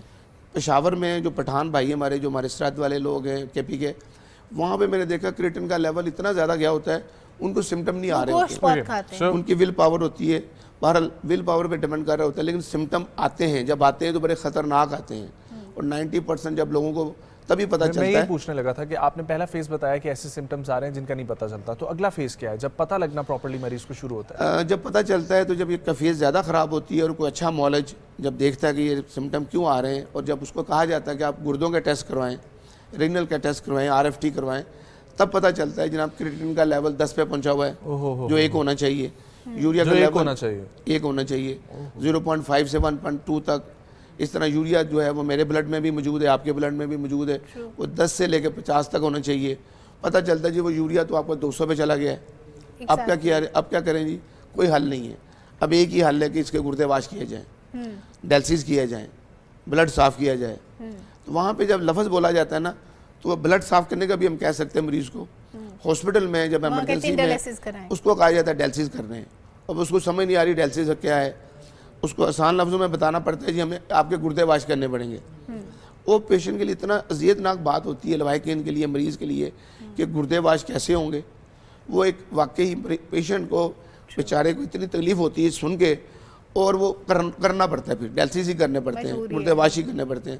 بیسیکلی بلڈ کے صاف کرنے کے عمل کو ہی ہم ڈیلسیز کہتے ہیں، گردے واش کہتے ہیں. اور ڈیلسیز کے عمل سے کیا لوگ واپس بھی آ جاتے ہیں؟ جب ان کو لائک ہفتے میں 2-3 دفعہ کرانا پڑتا تھا، پھر ایک ٹائم ایسا آئے کہ ان کو ڈیلسیز کی ضرورت نہ پڑے، وہ کیوریبل ہو؟ دیکھیں ایسا بہت کم ہوتا ہے. 100 میں سے چند ایک کیسز ہوتے ہیں، 4-5% کیسز ہوتے ہیں جہاں پہ پیشنٹ ریکور ہو جاتے ہیں. جیسے ڈیلیوری کیسز میں لیڈیز کو ایک دم ان کا یوریا کریٹن بڑھا، ان کے 2-3 ڈیلسیز ہوئے تو پھر وہ واپس کور ہو گئے. یا چند کیسز ایسے ہوتے ہیں جو ابھی ایکیوٹ ہوتے ہیں، کرونک میں نہیں گئے ہوتے، تو وہاں پہ 2-4 ڈیلسیز کے بعد چانسز ہوتے ہیں. لیکن ہوتا کیا ہے کہ ہم جب ڈیلسیز پہ چلے جاتے ہیں تو ہم کرواتے ہی رہتے ہیں، اس میں گیپ نہیں ڈالتے. ہم اکثر لوگوں کے کہتے ہیں 4 ڈیلسیز ہو گئے، 6 ہو گئے، اب آپ گیپ ڈالیں 8 دن کا، 10 دن کا. رپورٹس دیکھتے رہیں، ٹیسٹ کراتے رہیں. اگر آپ کا ٹیسٹ اچھا ہے اور یوریا کریٹن ٹھیک جا رہا ہے اور آپ کی طبیعت بھی ٹھیک ہے، اس کو اسٹے کریں. تو 26واں دن گزارنا ہوتا ہے. میڈیکل کے مطابق 26واں دن گزار نہیں سکتا پیشنٹ اگر اس کے ڈیلسیز نہیں کروا رہے، تو اس کا زندگی کا آخری دن ہوگا خدا نخواستہ. تو بہرحال ہم کہتے ہیں کہ آپ ہر 5ویں دن 6ٹھے دن ٹیسٹ کروائیں. اگر رپورٹ اچھی ہے، طبیعت اچھی ہے، تو پھر آپ کے ڈیلسیز کے چانسز ہوتے ہیں رکنے کے وہاں پہ، وہ بھی جو کیوٹ کیسز ہوتے ہیں. ٹھیک ہے. اور پھر آپ کو لیکن خیال کرنا پڑے گا بہت زیادہ اپنی خوراک کا. مرغن غذائیں، اسی پوائنٹ کی طرف ہم لوگ آ رہے ہیں جو آپ کی مین ریسرچ ہے. اس پوائنٹس میں ہم لوگ اب بتائیں آپ کہ کیسے جو ہے وہ آپ نے یہ ڈیزائن کیا ہے ڈائٹ پلان، اور اس کے اندر کیا کیا چیزیں شامل ہیں؟ دیکھیں جی ہم کہتے ہیں گوشت کو اس ٹائم ہم بند کروا دیتے ہیں. جو پروٹین، زیادہ پروٹین ہم لیں گے تو زیادہ یوریا کریٹن بنے گا. ہم کہتے ہیں یہ پروٹین جو ہے وہ آپ نہ لیں. مثلا گوشت ہے، دالیں ہیں، پھر اس طرح کچھ سبزیاں ہیں جو جس میں پروٹین زیادہ ہے، جس سے یوریا کریٹن زیادہ بنتا ہے، ہیوی ہوتی ہیں، بادی کہہ لیں. وہ چند سبزیاں ہم کہتے ہیں نہ کھائیں. بینگن ہے، بھنڈی ہے، اروی ہے، پالک ہے، ساگ ہے، مٹر ہے. کیا کھائیں؟ بہت ساری سبزیاں ہیں. یہ 6 سبزیاں نہ کھائیں. ٹھیک ہے. 2 دالیں ہیں، چنے کی دال ہے. 6 سبزیاں بھی چھوڑ دی، گوشت بھی چھوڑ دیا، دالیں بھی چھوڑ دی، اب کیا کھائیں؟ اب بے شمار سارے پھل ہیں. ہم کیلا اور کنو ماٹا مسمی کہتے ہیں نہ کھائیں، باقی سارے پھل ہیں. بچہ کیا کھاتے ہیں؟ دیکھیں کدو شریف ہے، ٹینڈے ہیں، شلجم ہے، پھول گوبھی ہے، اور جو اس وقت سبزیاں موسم کے حساب سے ہم دیکھ لیتے ہیں کون سی دینی ہے کون سی بہتر ہے. یہ 6 سبزیاں تو کوئی پسند بھی نہیں کرتے. بینگن آپ کون سے گھروں میں سر بینگن کا بھرتا بینگن تو بڑی اچھی سبزی ہے. لیکن مسئلہ یہ ہوتا ہے کہ کچھ چیزیں جو مریض کے لیے اچھی نہیں ہوتی تو اس کے لیے تو ساری زندگی ڈائلسس ہے. دوسری طرف کریلے وہ کھا سکتے ہیں سر؟ کریلے کسی حد تک کھائے جا سکتے ہیں. وہ جتنے کڑوے ہوتے ہیں میرا خیال ہے وہ چل جاتے ہوں گے. اگر اس کو ڈائلسس سے بچنا ہے اور اس کو یہ پتہ ہے کہ اگلی زندگی میں ڈائلسس ہی ہیں اور یہ چند چیزیں میں نہیں کھاؤں تو وہ لازمی چھوڑے گا. پوٹیٹو جی وہ بھی کوئی اتنا اچھا نہیں ہے سر. جی کھایا جا سکتا ہے. آلو کو تو ویسے بھی ہم لوگ تو مطلب میرے نزدیک تو اس کی کیفیت جو ہے نا وہ جنت کی سبزی کی طرح ہے. ٹھیک ہے آلو تو اتنا امپورٹنٹ ہے. ایک طرف ہے ہمارے پاس 80,000 روپے چاہیے ہمیں ہر ماہ ڈائلسس کے لیے.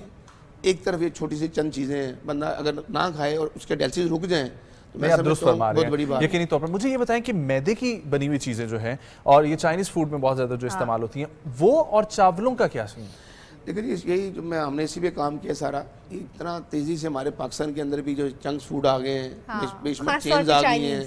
ہمارے راتوں کو ہمارے گھروں کے اندر یہ چیزیں آ رہی ہیں. شوارمے برگر جو بھی ہم کھا رہے ہیں اتنا غلط نقصان ہو رہا ہے کہ ہم اپنے معدے کو اتنا اپسٹ کر رہے ہیں, جگر کو, گردوں کو. بہت بڑی وجہ ہماری اپنی خوراک ہے. اگر ہم بات کریں گے کہ کیا وجہ کیا بن رہی ہے گردے خراب ہونے کی تو اس میں ایک وجہ ہماری خوراک ہے جو ہم بڑی بے دریغی سے کھا رہے ہیں, بڑا زیادہ کھا رہے ہیں. وہ بے شک رمضان ہی کیوں نہ ہو, رمضان کے اندر بھی ہم اپنی سحری کو اس طرح کھاتے ہیں کہ خدا نخواستہ ہمیں کچھ ہو نہ جائے روزے کی, کچھ بھی نہیں ہوتا. ہمارا 11 ماہ کا جو اتنا بے دریغی سے ہم کھاتے ہیں, میدے کو اپسٹ کرتے ہیں, 1 ماہ میں ملتا ہے بڑا کہ ہم اس کو سیٹ کریں, ہم بلکہ اور خراب کر لیتے ہیں. ہمارا وزن 2 کلو 3 کلو کم ہونا چاہیے, 2-3 کلو وزن ہمارا اور بڑھ جاتا ہے رمضان کے بعد. ہماری خوراک ایسی ہے. ہمیں اپنا ویٹ بھی مینٹین کرنا چاہیے. ابھی نجم نے کہا کہ چائنیز اینڈ جنک فوڈ, ظاہر ہے جنک کی اپنی ایک اس کا نقصان ہے اور چائنیز بھی کیونکہ وہ سارا میدا ہوتا ہے. آپ نوڈلز کھائیں یا آپ اسپیگٹیز کوئی بھی چیز کھا رہے ہیں. ایک اور چیز ڈاکٹر صاحب بتا دیں کہ کیا ہر کڈنی پیشنٹ کے لیے یہ خطرہ موجود رہتا ہے کہ اس کو کبھی نہ کبھی دل کی بیماری بھی ہو جائے گی؟ دیکھیں ہارٹ کا ایک علیحدہ ٹاپک ہے, کڈنی کے جب اس کا کیا کنیکشن ہے کسی حد تک. جب کڈنی کا مسئلہ آتا ہے تو یہ میں جیسے پہلے ذکر کیا پوٹاشیم کا لیول بڑھ جاتا ہے. وہ کام جو گردوں نے کرنا ہے ہمارے جسم میں فاسفورس مادوں کو نکالنا ہے یورین کے ذریعے, وہ نہیں نکلتے. تو یہ پوٹاشیم جب بڑھے گا, فاسفورس بڑھے گا تو وہ اٹیک کرے گا ہارٹ کو. اس لیے ہمیں اپنے یہ ٹیسٹ بھی کروانے ہیں. اور خاص طور پہ میں ضرور کہنا چاہوں گا کہ RFT ایک ٹیسٹ ہے جو مجھے بھی کروانا ہے, ہم سب کو کروانا ہے. ہمارا یہ ادارہ ہے جو جس میں ہم نے فری ڈائلسس کر دی ہیں پورے پاکستان میں کر رہے ہیں, اور یہ ٹیسٹ بھی ہم نے فری کر دیا ہے. اور یہ جہاں بھی ہمارے سینٹر ہیں رحمان فاؤنڈیشن کے پورے پاکستان میں, ہم وہاں پہ ہم نے فری ٹیسٹ کر دیا. اسلام آباد میں کہاں ہے؟ اسلام آباد میں آپارا مارکیٹ ہے, اس کے پاس ہی ہمارا سینٹر ہے. کوئی شخص یہ کہہ دے جی PTV پہ ڈاکٹر صاحب آئے تھے, انہوں نے کہا ہے جی ٹیسٹ فری ہیں آپ کے PTV کے لوگوں کے لیے بھی. میں اکثر جہاں چینل پہ جاتا ہوں کہ خدا را اپنے ٹیسٹ کروائیں, ہمیں بر وقت پتہ چلتا رہے. ہم یہ بھی اس لیے بھی نہیں کرواتے, پتہ نہیں کتنا مہنگا ٹیسٹ ہے. میں اکثر لوگوں سے کہتا ہوں یار اپنے بچے کا اپنی اس کی زندگی سے ایک شوارما کم کر دو, اس کا ٹیسٹ کراؤ. 1000-2000 روپے کا ٹیسٹ ہے. بلڈ سے ٹیسٹ ہوتا ہے, بلڈ سے پتہ چل جاتا ہے گردے کتنے کام کر رہے ہیں کتنے نہیں کر رہے. تو ہمیں یہ ٹیسٹ کروانا ہے. اور ایسڈ والی خوراکوں کو کم کرنا ہے لائف سے. جتنے بھی ایسڈ ہم لے رہے ہیں بچیوں کو کھلا رہے ہیں, ہم اتنے زیادہ چکن کھایا جا رہا ہے, چنکس فوڈ, بچیوں کے ہارمون چینج ہو رہے ہیں. بچیاں جو جوان ہونی ہوتی 13-14 سال میں, 12 سال میں اور 11 سال میں, اس سے بھی پہلے بلوغت میں آ رہی ہے. ہمارا یہ خوراک جو ہے ہم نے اس کو بہتر کرنا ہے. اور ڈاکٹر صاحب یہ ٹیسٹ کرانے کے بعد نیفرولوجسٹ کے پاس جانا ہے, رائٹ؟ نیفرولوجی کا سبجیکٹ لازمی ہے تاکہ پتہ چلے اگر اس کا اللہ نہ کرے کوئی ٹیسٹ ٹھیک ہے تو پھر ضرورت نہیں ہے. لیکن اگر اس کا یوریا کریٹن بڑھ گیا ہے اور یوریا اس کا کریٹن کا لیول بڑا ہوا ہے تو وہ ضرور جانا چاہیے. سر ہم رمضان کے بعد چکر لگاتے ہیں, رمضان کے بعد ہم ضرور آتے ہیں آپ کی طرف اور اس کا جو ہے نا ٹیسٹ کرتے ہیں. سر مسالوں کا استعمال ہمارے بہت زیادہ ہے, تو اس چیز میں بھی آپ کی ڈائٹ میں کوئی اس کا احتیاط رکھا گیا؟ بالکل رکھا گیا جی. ہم کہتے ہیں مناسب کھایا جائے. بہت زیادہ جو نمک ہے, چینی ہے, جو ہمارے جتنے سالٹ ہیں ان کو لائف میں کم کیا جائے. ہمارے مسالے ہی اتنے زیادہ, چینی کو بھی کم کرنا چاہیے لائف کے اندر. یہ کوئی اتنی اچھی چیزیں نہیں ہیں. اوورآل اگر شوگری پروڈکٹس کی بات کی جائے تو شوگری ویسے بھی چیزیں کم کرنی چاہیے یا صرف چینی؟ بالکل, جو اصل میں وجہ یہ بن رہی ہے کہ ہم جتنا کچھ لیتے ہیں وہ چینی ہو, وہ نمک ہو, کچھ بھی لے رہے ہیں, ہم خوراکیں لے رہے ہیں, ہم برن نہیں کر رہے, ہم ورزش نہیں کر رہے, ہم لوگ برن نہیں کر رہے. ہم اپنا جو ہمارا تحفظ نکلنا ہوتا ہے باڈی سے پسینے کے ذریعے وہ نہیں نکل پا رہا. اے سیوں کے سیزن, اب گرمی آ رہی ہیں, ہم نے اے سیوں کا سیزن آ گیا, گاڑی میں اے سی ہے, گھر میں اے سی ہے, دفتر میں اے سی ہے. وہ جو ہمارا پسینہ خارج ہونا ہے اور اس سے جو نکلنا ہے مسام کے ذریعے جو نکلتا ہے اچھا بڑی حیران کن بات جو میں ہارورڈ کو ریسرچ دے کر آیا ہوں اس میں ہم نے مسام کے ذریعے بھی یوریا کریٹن نکالتے ہیں. اوکے. اور یعنی پسینہ آنا چاہیے. پسینہ آنا چاہیے. ہم پسینہ نہیں لاتے, ہم برن نہیں کرتے, جو کھاتے ہیں وہ اس کو اتنا ہضم نہیں ہوتا, اور یہی وجہ بن رہی ہوتی ہے کہ ہمارا سٹمک, ہمارا جگر, ہمارے جتنے انزائم وہ اپسیٹ ہو رہے ہیں, ہمارے الیکٹرولائٹ بھی بڑھ رہے ہیں, ہمارا ایلفٹیز بھی بڑھ رہے ہیں. ڈاکٹر صاحب ایک چیز ادھوری رہ گئی کہ آپ نے بتایا یہ چیزیں نہیں کھانی, کچھ سبزیاں, دالیں, گوشت, لیکن اس موسم میں ابھی کیونکہ گرمیاں سٹارٹ ہو رہی ہیں, اگر آپ شارٹلی بتا دیں کہ کھا کیا سکتے ہیں, آپشنز کیا ہیں, تو میرا خیال لوگوں کے بڑا اہم بات ہے. میں اکثر لوگوں سے کہتا ہوں یار الکلائن کو اپنی زندگی میں شامل کریں, الکلائن والی چیزوں کو, ایسڈ کو کم کریں. اس میں وہ چیزیں ہیں آپ سن کے حیران ہو گے جو ہمارے پیارے نبی پاک کو پسند ہیں, وہ الکلائن والی چیزیں ہیں. کدو شریف ہے, انجیر ہے, سرکہ ہے, شہد ہے, کھجور کو آپ سنت کے طور پہ لے لیں. بے شمار چیزیں ایسی ہیں جو اگر ہم اس پہ آ جائیں تو بے شمار امراض سے بچ سکتے ہیں ہم لوگ. بہرحال اس کے اندر میں 2 چیزیں بتانا چاہوں گا. ایک پپائے ہے, پپائے کو اپنی زندگی میں شامل کرنا چاہیے. جتنا کچھ ہم کھاتے ہیں یہ بہت بڑا الکلائن ہے. مٹھوں کا سیزن ہے, پپیتا, خربوزہ, آڑو, جب یہ الکلائن والے پھل آئیں, جب بھی آئیں ان کو کھایا جائے, میٹھے آئیں, میٹھوں کو چوسا جائے. سب سے اہم چیز ہے جو میں اکثر مریضوں کو کہتا ہوں, اور جو جن لوگوں کو میں نے ڈیلسی سے ڈیلے کیا ہوا ہے. تھوڑی دیر پہلے کنو سے ہمیں روکا تھا, تو اس قسم کی ہر نسل سے ہی میں نے تو آؤٹ کر لیا تھا. نہیں, ہر اس میں میٹھے بھی نہیں لیے جا سکتے ہیں. نمبر 2 سفید ایک قہوہ ہے جن سے میں بتا رہا ہوں علاج کرتا ہوں لوگوں کا ہربلس کے ذریعے, اور ڈیلسیز کو ڈیلے کرتا ہوں. اس میں قہوہ ہے سفید زیرہ, سونف اور سبز الائچی. یہ قہوہ میں اکثر لوگوں سے کہتا ہوں یار آپ دن میں 5-6 دفعہ پئیں تھوڑا تھوڑا. اس سے بڑا زیادہ ہمارے جو ٹاکسن خارج ہوتے ہیں جسم سے, ہمارے یورین کھل کے آتا ہے, مثانہ. تو یہ جو کچھ ایسی چیزیں ہیں, اگر کوئی غذائی چارٹ لینا چاہے ہمارا جو میں نے بنایا ہوا ہے, ہم نے ہماری ریسرچ ٹیم نے, وہ آپ کی آن لائن ویب سائٹ پہ بھی اویلیبل ہوگا. اور بہت شکریہ ڈاکٹر صاحب فار کمنگ, بہت اچھا لگا آپ سے گفتگو کر کے. بہت نیکی کا کام آپ کر رہے ہیں. اور خواتین و حضرات, آپ لوگوں کو بھی اگر گردوں سے ریلیٹڈ کوئی مسائل ہیں یا آپ لوگوں نے بھی ٹیسٹ کروانا ہے یا مزید ڈائٹ کے حوالے سے پتہ کرنا ہے, تو ڈاکٹر صاحب کا کلینک رحمان فاؤنڈیشن کے نام سے وہ اویلیبل ہے آن لائن بھی, اور اپارا میں بھی آپ لوگ وزٹ کر سکتے ہیں. نیوز بریک کی طرف بڑھتے ہیں, واپس آئیں, کنٹینیو کریں گے پروگرام کو, ہمارے ساتھ رہیں.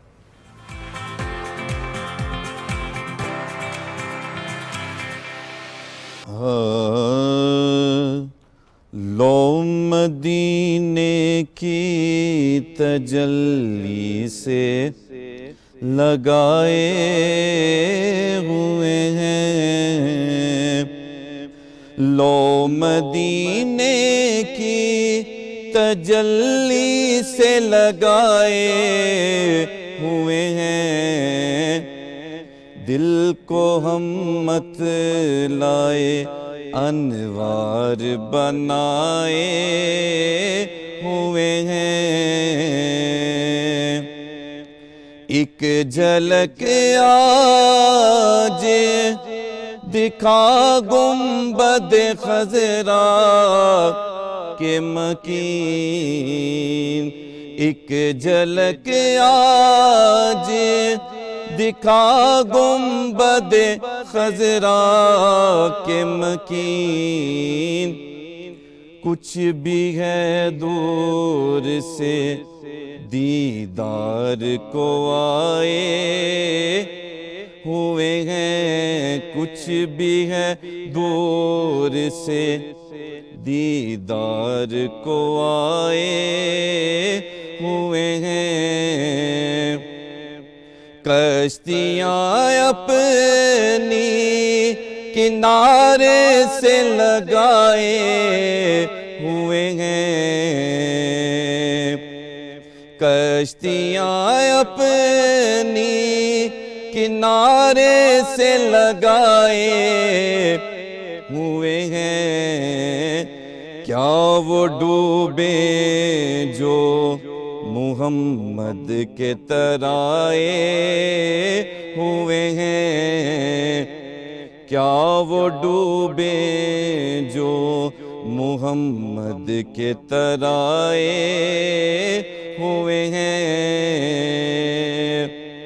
حاضر و ناظر و نور و بشر و غیب کو چھوڑ, حاضر و ناظر و نور و بشر و غیب کو چھوڑ, شکر کر وہ تیرے عیبوں کو چھپائے ہوئے ہیں، شکر کر وہ تیرے۔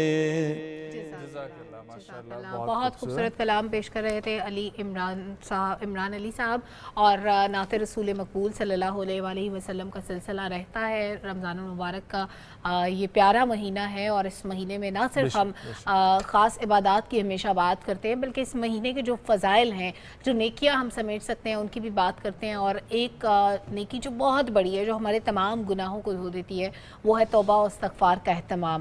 اور اللہ تعالیٰ سورہ آل عمران کی ایک آیت میں فرماتا ہے کہ میرے کچھ بندے ایسے ہیں جن کا حال یہ ہے کہ اگر کوئی بھی گناہ ان سے ہو جاتا ہے، یا ان سے کوئی ایسا غلط کام ہو جاتا ہے جو نہیں ہونا چاہیے، یعنی اپنے اوپر ظلم کر لیتے ہیں، تو فوراً ان کو اللہ یاد آ جاتا ہے اور اللہ سے اپنے اس گناہ کی معافی مانگتے ہیں اور استغفار کرتے ہیں، کیونکہ وہ جانتے ہیں کہ اللہ کے سوا اور کون ہے جو گناہ کو معاف کر سکتا ہے، اور یہ لوگ کبھی جان بوجھ کر اپنے گناہوں پر اصرار نہیں کرتے۔ اور ایک حدیث مبارک صلی اللہ علیہ وآلہ وسلم میں رسول پاک فرماتے ہیں کہ جو شخص استغفار کی کثرت کرتا ہے، یعنی ہمیشہ استغفار کرتا رہتا ہے، مسلسل استغفار کرتا ہے، اللہ تعالیٰ ہر تنگی اور پریشانی سے اس کے لیے راستہ نکال دیتا ہے، اور اللہ تعالیٰ ایسے آدمی کو غم سے نجات اور اچھا نصیب عطا فرماتا ہے، اور اس آدمی کی اللہ تعالیٰ ایسی جگہ سے روزی پہنچاتا ہے کہ اس کے گمان میں بھی نہیں ہوتا اور اسے معلوم نہیں ہوتا، ایسی جگہ سے اللہ تعالیٰ اس کو رزق عطا فرماتا ہے۔ اور انسان چونکہ خطا کا پتلا ہے، انبیاء کرام کے علاوہ کوئی ایسا انسان نہیں ہے جس سے گناہ سرزد نہ ہوتا ہو، لیکن اچھی اور نیکی کی بات کیا ہے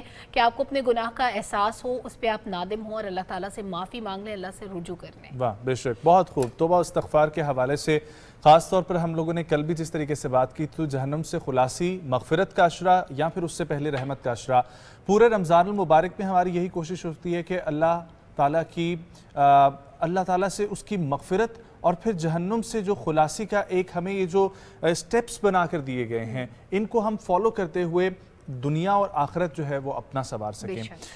قرآن کریم میں ارشاد باری تعالیٰ ہے ربنا لا تؤاخذنا ان نسینا او اخطأنا، جس کا یہ مفہوم ہے اے ہمارے پروردگار اگر کوئی ہم سے بھول چوک ہو جائے تو ہماری گرفت نہ کرنا۔ اور اسی لیے کہا جاتا ہے کہ اللہ تعالیٰ سے اس کا رحم اور اس کا کرم جو ہے وہی مانگنا چاہیے، کبھی بھی اللہ تعالیٰ سے انصاف و عدل کی بات نہیں کرنی چاہیے، کیونکہ اس کا انصاف بہت سخت ہے، اور وہ اگر عدل کرنے پر آئے تو یہ بڑے بڑے لوگ جو ہیں نا وہ اس سے کام جاتے ہیں۔ ایک اور جگہ پر ارشاد باری تعالیٰ ہے وَاسْتَغْفِرِ اللَّهِ إِنَّ اللَّهَ كَانَ غَفُورًا رَحِيمًا، اور اللہ سے درگزر کی درخواست کرو، وہ بڑا درگزر کرنے والا اور رحیم ہے۔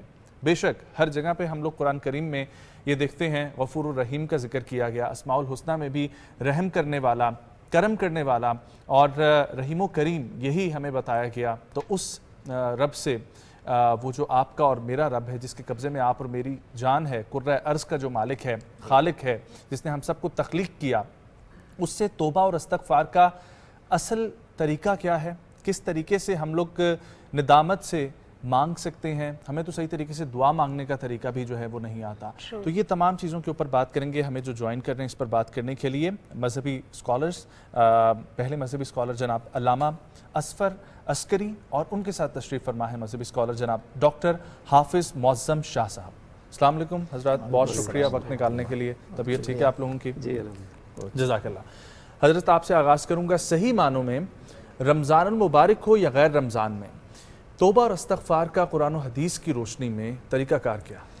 بسم اللہ الرحمن الرحیم، بہت شکریہ۔ اور اس روز جمعہ جو ماہ مبارک کا آخری عشرہ ہے، جیسے آپ نے کہا کہ یہ عشرہ جس کو جہنم سے نجات کا عشرہ کہا گیا ہے، تو میرے خیال میں اب وہ روزے دار سارے جو ہیں انہیں اس طرف بڑھنا چاہیے کہ یہ جو آخری عشرہ شروع ہو گیا ہے، ہم کہیں ایسا نہ ہو کہ یہ ماہ مبارک رمضان جو کہ اللہ کی ایک خاص نعمت ہے اپنے بندوں کے لیے، کہیں ایسا نہ ہو کہ یہ ماہ رمضان گزر جائے اور ہم اپنے گناہوں کی بخشش نہ کروا سکیں۔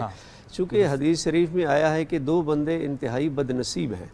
پہلا وہ شخص کہ جس کے والدین زندہ ہوں اور اپنے والدین کی خدمت کر کے وہ اپنی بخشش نہ کروا سکے، وہ بھی بدنصیب ہے.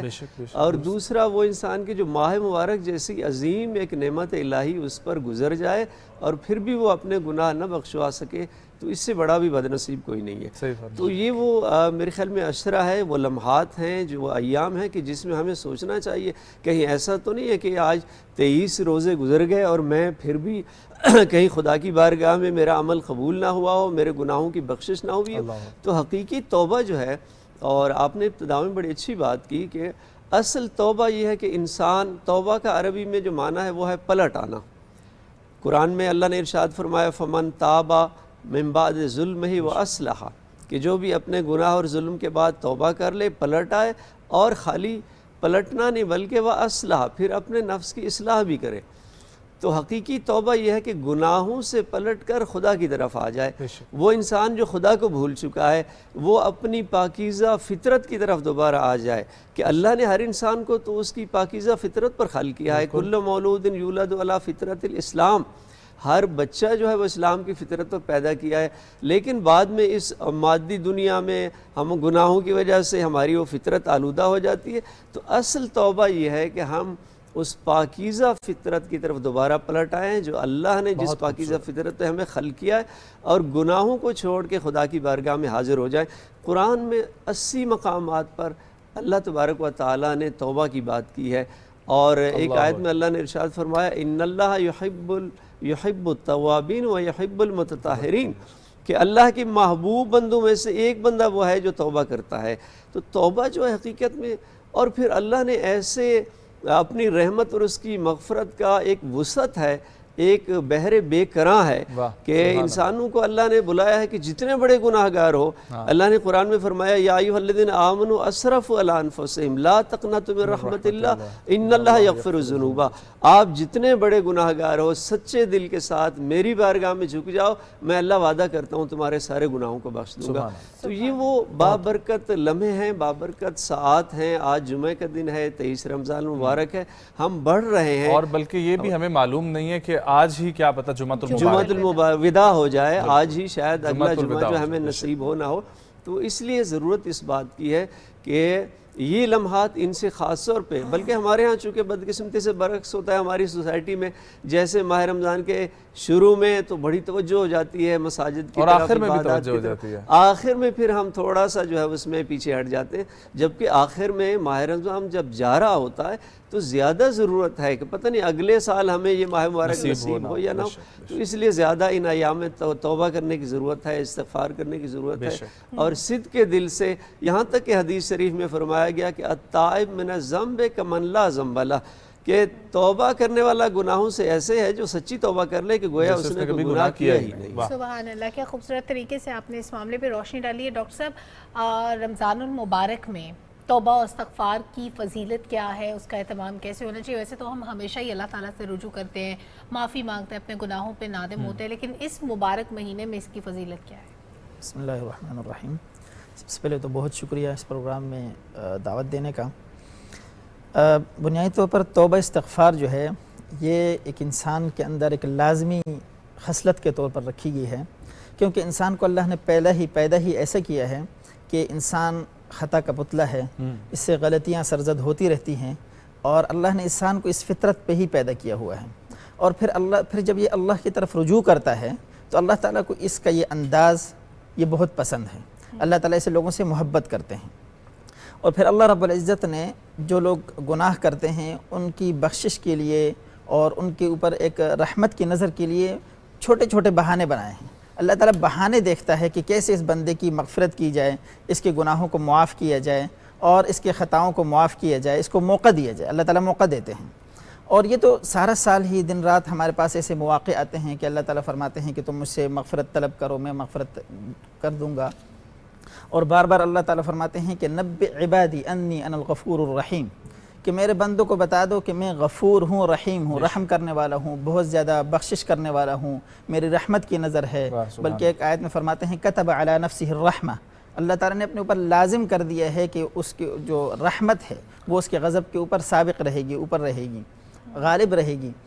تو رمضان کے اندر یہ تو اللہ تعالیٰ نے بندوں کو ایک خاص موقع عنایت فرمایا ہے کہ اس کے اندر عبادت بھی کریں، اور اس کو تو کہا ہی مغفرت کا اور رحمت کا مہینہ گیا ہے، اور پھر اللہ نے اس کے اندر مختلف مواقع دیے ہیں، مثلا رات کا موقع دیا ہے، دن میں جو صائم ہے ایک آدمی روزے کی حالت میں ہے، روزہ دار ہے، اس کے جو ایک اللہ کے ساتھ تعلق ہے، قرب ہے، وہ بڑھ جاتا ہے، اس حالت میں وہ اللہ تعالیٰ سے استغفار کرتا ہے۔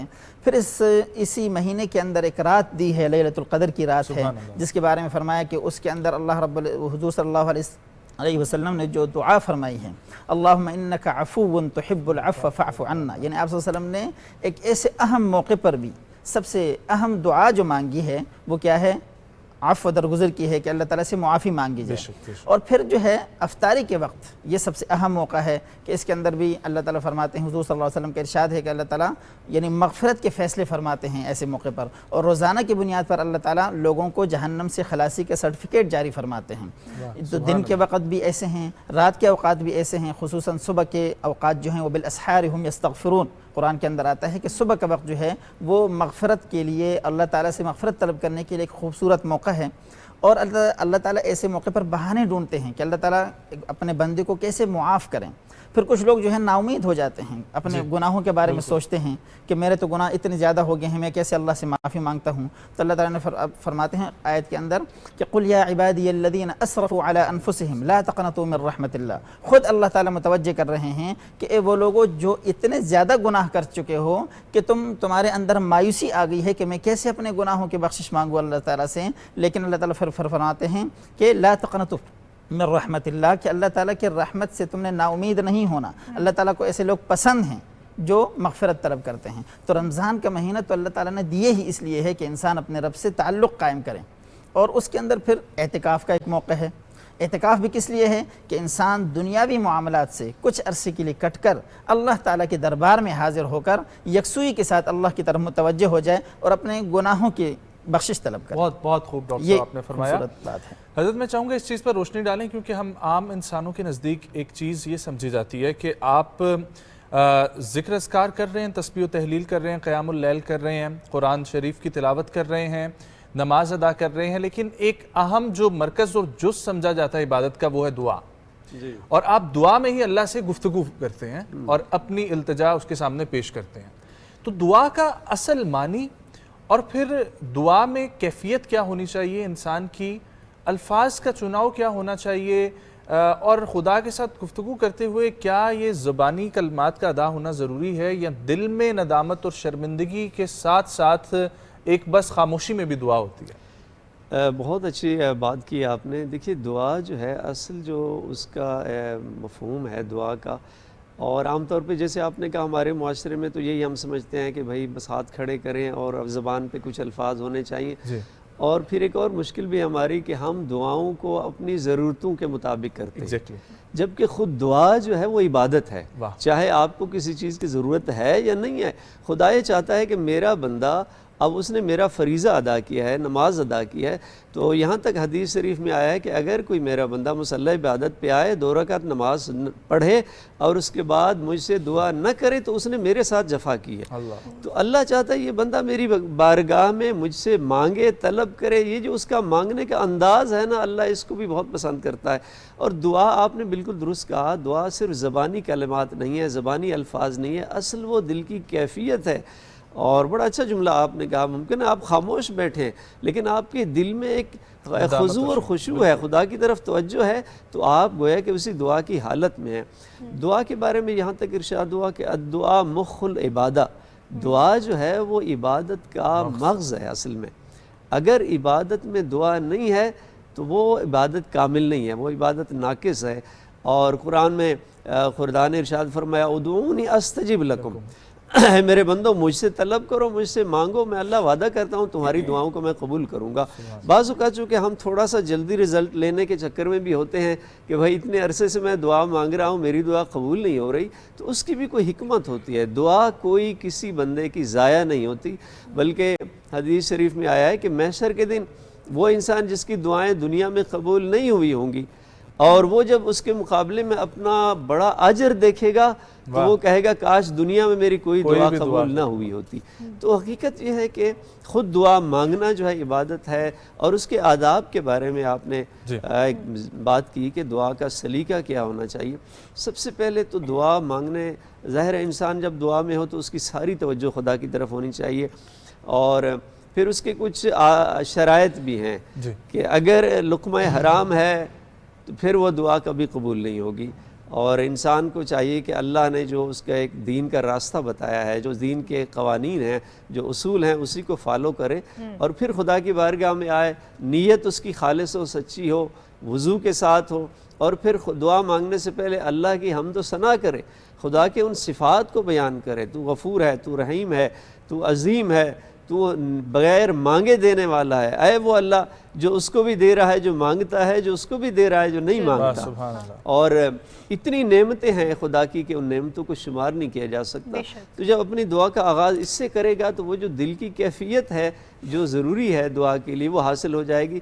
اور پھر دعا مانگے گا تو پھر وہ دعا خدا کی بارگاہ میں قبول بھی ہوگی. سبحان اللہ. ڈاکٹر صاحب، کیا گناہ کی معافی مانگنے سے صرف گناہ معاف ہوتے ہیں یا نیکیوں میں بھی اضافہ ہوتا ہے؟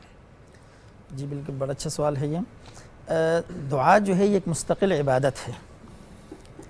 تو اس میں یہ ضروری نہیں ہے کہ کوئی شخص دعا کرتا ہے تو وہ صرف اپنے گناہوں کی معافی مانگتا ہے، بلکہ اس کو مخ العبادت جیسے کہا گیا ہے کہ یہ تو عبادت کا بنیادی مغز ہے. تو کوئی شخص دعا کرتا ہے تو دعا میں اس کو عبادت کا ثواب ملتا ہے اور اس میں اپنے جو اس کی ضرورت کی چیزیں ہیں وہ بھی مانگتا ہے.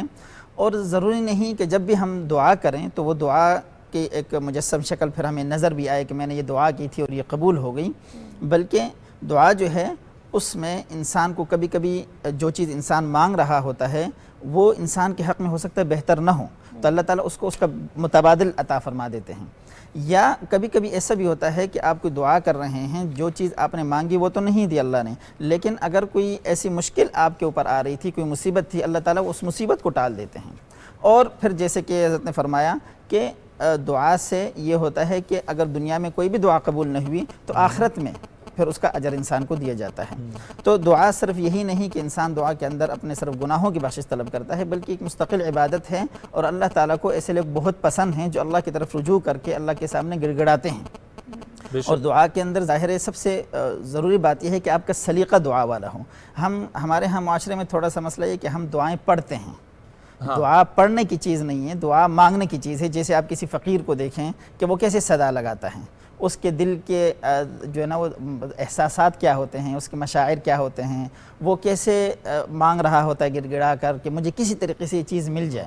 تو اللہ کے دربار میں بھی دراصل یہ کیفیت پیدا کرنا کہ گڑ گڑا کر اللہ سے مانگنے والی بات ہے. حدیث میں آتا ہے کہ تم رو کر مانگو، اگر رو نہ سکو فتباکو، تو رونے والی شکل بنا کے اللہ سے مانگو. اللہ کو یہ انداز بڑا پسند ہے. اور یہ صرف ایک محض مانگنا ہی نہیں بلکہ ایک عبادت ہے مستقل. ادعونی استجب لکم، اللہ تعالیٰ نے خود فرمایا کہ مجھ سے مانگو، میں تمہاری دعاؤں کو قبول کرتا ہوں. تو یہ صرف محض گناہوں کی بخشش کا ایک ذریعہ نہیں بلکہ اللہ تعالیٰ کے ساتھ ایک تعلق قائم کرنے کا ذریعہ ہے. اور جتنا آپ اللہ سے مانگتے ہیں انسان کا تعلق اللہ کے ساتھ مضبوط ہوتا رہتا ہے اور انسان اپنے احتیاج کو اللہ کے سامنے رکھتا ہے. اور یہ انداز اللہ تعالیٰ کو بڑا پسند ہے. اور ان کا بھی بیچ میں جو بات تھی وہ بڑی خوبصورت تھی کہ کیا اس سے آپ کے نیکیاں جو ہیں ان میں اضافہ ہو رہا ہوتا ہے. ایک تو آپ گناہوں کی بخشش کروا رہے ہیں اپنی، لیکن اس کے ساتھ ساتھ اللہ کو جو آپ کا عمل پسند آ رہا ہے، کیا اس کی وجہ سے بھی اس کا اجر و ثواب آپ کو مل رہا ہوتا ہے؟ جی بالکل، جیسے ہم نے کہا نا کہ یہ عبادت ہے اور ظاہر ہے کہ ہر عبادت کا ثواب ملتا ہے. تو جب دعا کو عبادت کہا گیا ہے تو عبادت کے اوپر آپ کو ضرور ثواب ملے گا. بے شک، بہت خوب بہت خوب. حضرت یہ فرمائیے کہ کیا کوئی ایسے گناہ ہیں کہ جن کی معافی تلافی جو ہے یا مغفرت وہ نہ مل سکے؟ جی بالکل ہیں. اور آپ کے اسی سوال کے جواب کے ساتھ ایک میں خوبصورت واقعہ بھی سنانا چاہوں گا. بالکل، لیکن پہلے آپ کے سوال کی طرف آ جاتے ہیں. دیکھیں قرآن میں بعض گناہ ایسے ہیں جن کے بارے میں اللہ نے فرمایا ہے کہ یہ گناہ کرنے والا انسان کبھی اس کی معافی نہیں ہوگی. ان میں سے پہلا گناہ شرک ہے. شرک، خدا نے ارشاد فرمایا ان اللہ لا یغفر ان یشرک بہ ویغفر ما دون ذلک. ٹھیک ہے، اللہ شرک کا گناہ جو ہے یہ کبھی معاف نہیں کرے گا. مشرک جو ہے اس کی کبھی معافی نہیں ہوگی. اور دوسرا پھر ایک شخص آیا حضرت محمد مصطفیٰ صلی اللہ علیہ وسلم کی بارگاہ میں اور بڑا رو رہا تھا، جوان تھا، بہت زیادہ گریہ کر رہا تھا۔ سرکار نے پوچھا آپ کیوں اتنا زیادہ گریہ کر رہے ہیں؟ تو اس نے عرض کیا یا رسول اللہ میں بہت بڑا گناہ گار ہوں، بہت گناہ کیے ہیں میں نے، پتہ نہیں میری معافی ہوتی ہے یا نہیں ہوتی۔ تو سید الانبیاء نے پوچھا کہ آپ نے نعوذ باللہ شرک کیا ہے؟ عرض کیا نہیں یا رسول اللہ میں شرک نہیں کیا۔ تو پھر سرکار نے پوچھا کہ آپ نے کسی ناحق انسان کو قتل کیا ہے؟ چونکہ ناحق انسان کا قتل جو ہے یہ بھی ناقابل معافی گناہ ہے جب تک وہ بندہ خود معاف نہیں کرے گا۔ تو کہنے لگا نہیں، عرض کیا نہیں یا رسول اللہ میں نے قتل بھی نہیں کیا۔ تو پھر آپ اتنے کیوں گریہ کر رہے ہیں؟ پھر سرکار نے پوچھا کہ کہا یا رسول اللہ میرے گناہ بہت زیادہ ہیں، بہت آسمان و زمین سے بھی زیادہ ہیں۔ سرکار نے فرمایا کیا تیرے گناہ بڑے ہیں یا وہ اللہ بڑا ہے؟ واہ سبحان اللہ۔ تو عرض کرتا ہے یقیناً وہ اللہ بڑا ہے۔ تو سرکار نے فرمایا اگر شرک بھی نہیں ہے، اگر ناحق کسی کا قتل بھی نہیں کیا، تو پھر وہ جو بڑا اللہ ہے وہ سب کچھ معاف کر سکتا ہے۔ میں واپس آتا ہوں، ایک اور سوال میرے ذہن میں آ رہا ہے، وہ پوچھوں گا۔ ایک وقفے کا وقت ہوا ہے، ہمارے ساتھ رہیں۔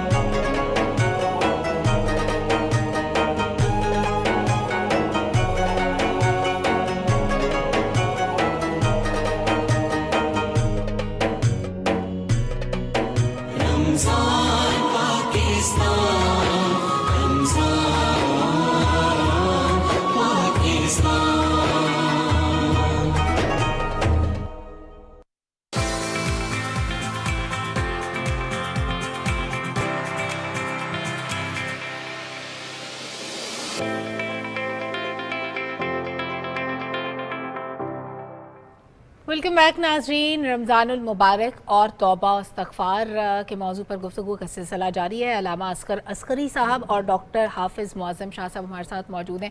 ڈاکٹر صاحب میں چاہوں گی اس معاملے پر روشنی ڈالیے کہ جو لوگ دنیا سے چلے جاتے ہیں ہم ان کی مغفرت کی دعا کرتے ہیں۔ اب کوئی بھی گناہ یا ثواب وہ شخص کا اور اللہ تعالیٰ کا معاملہ ہے، ہم جو دعا کرتے ہیں اس کی حیثیت کیا ہے؟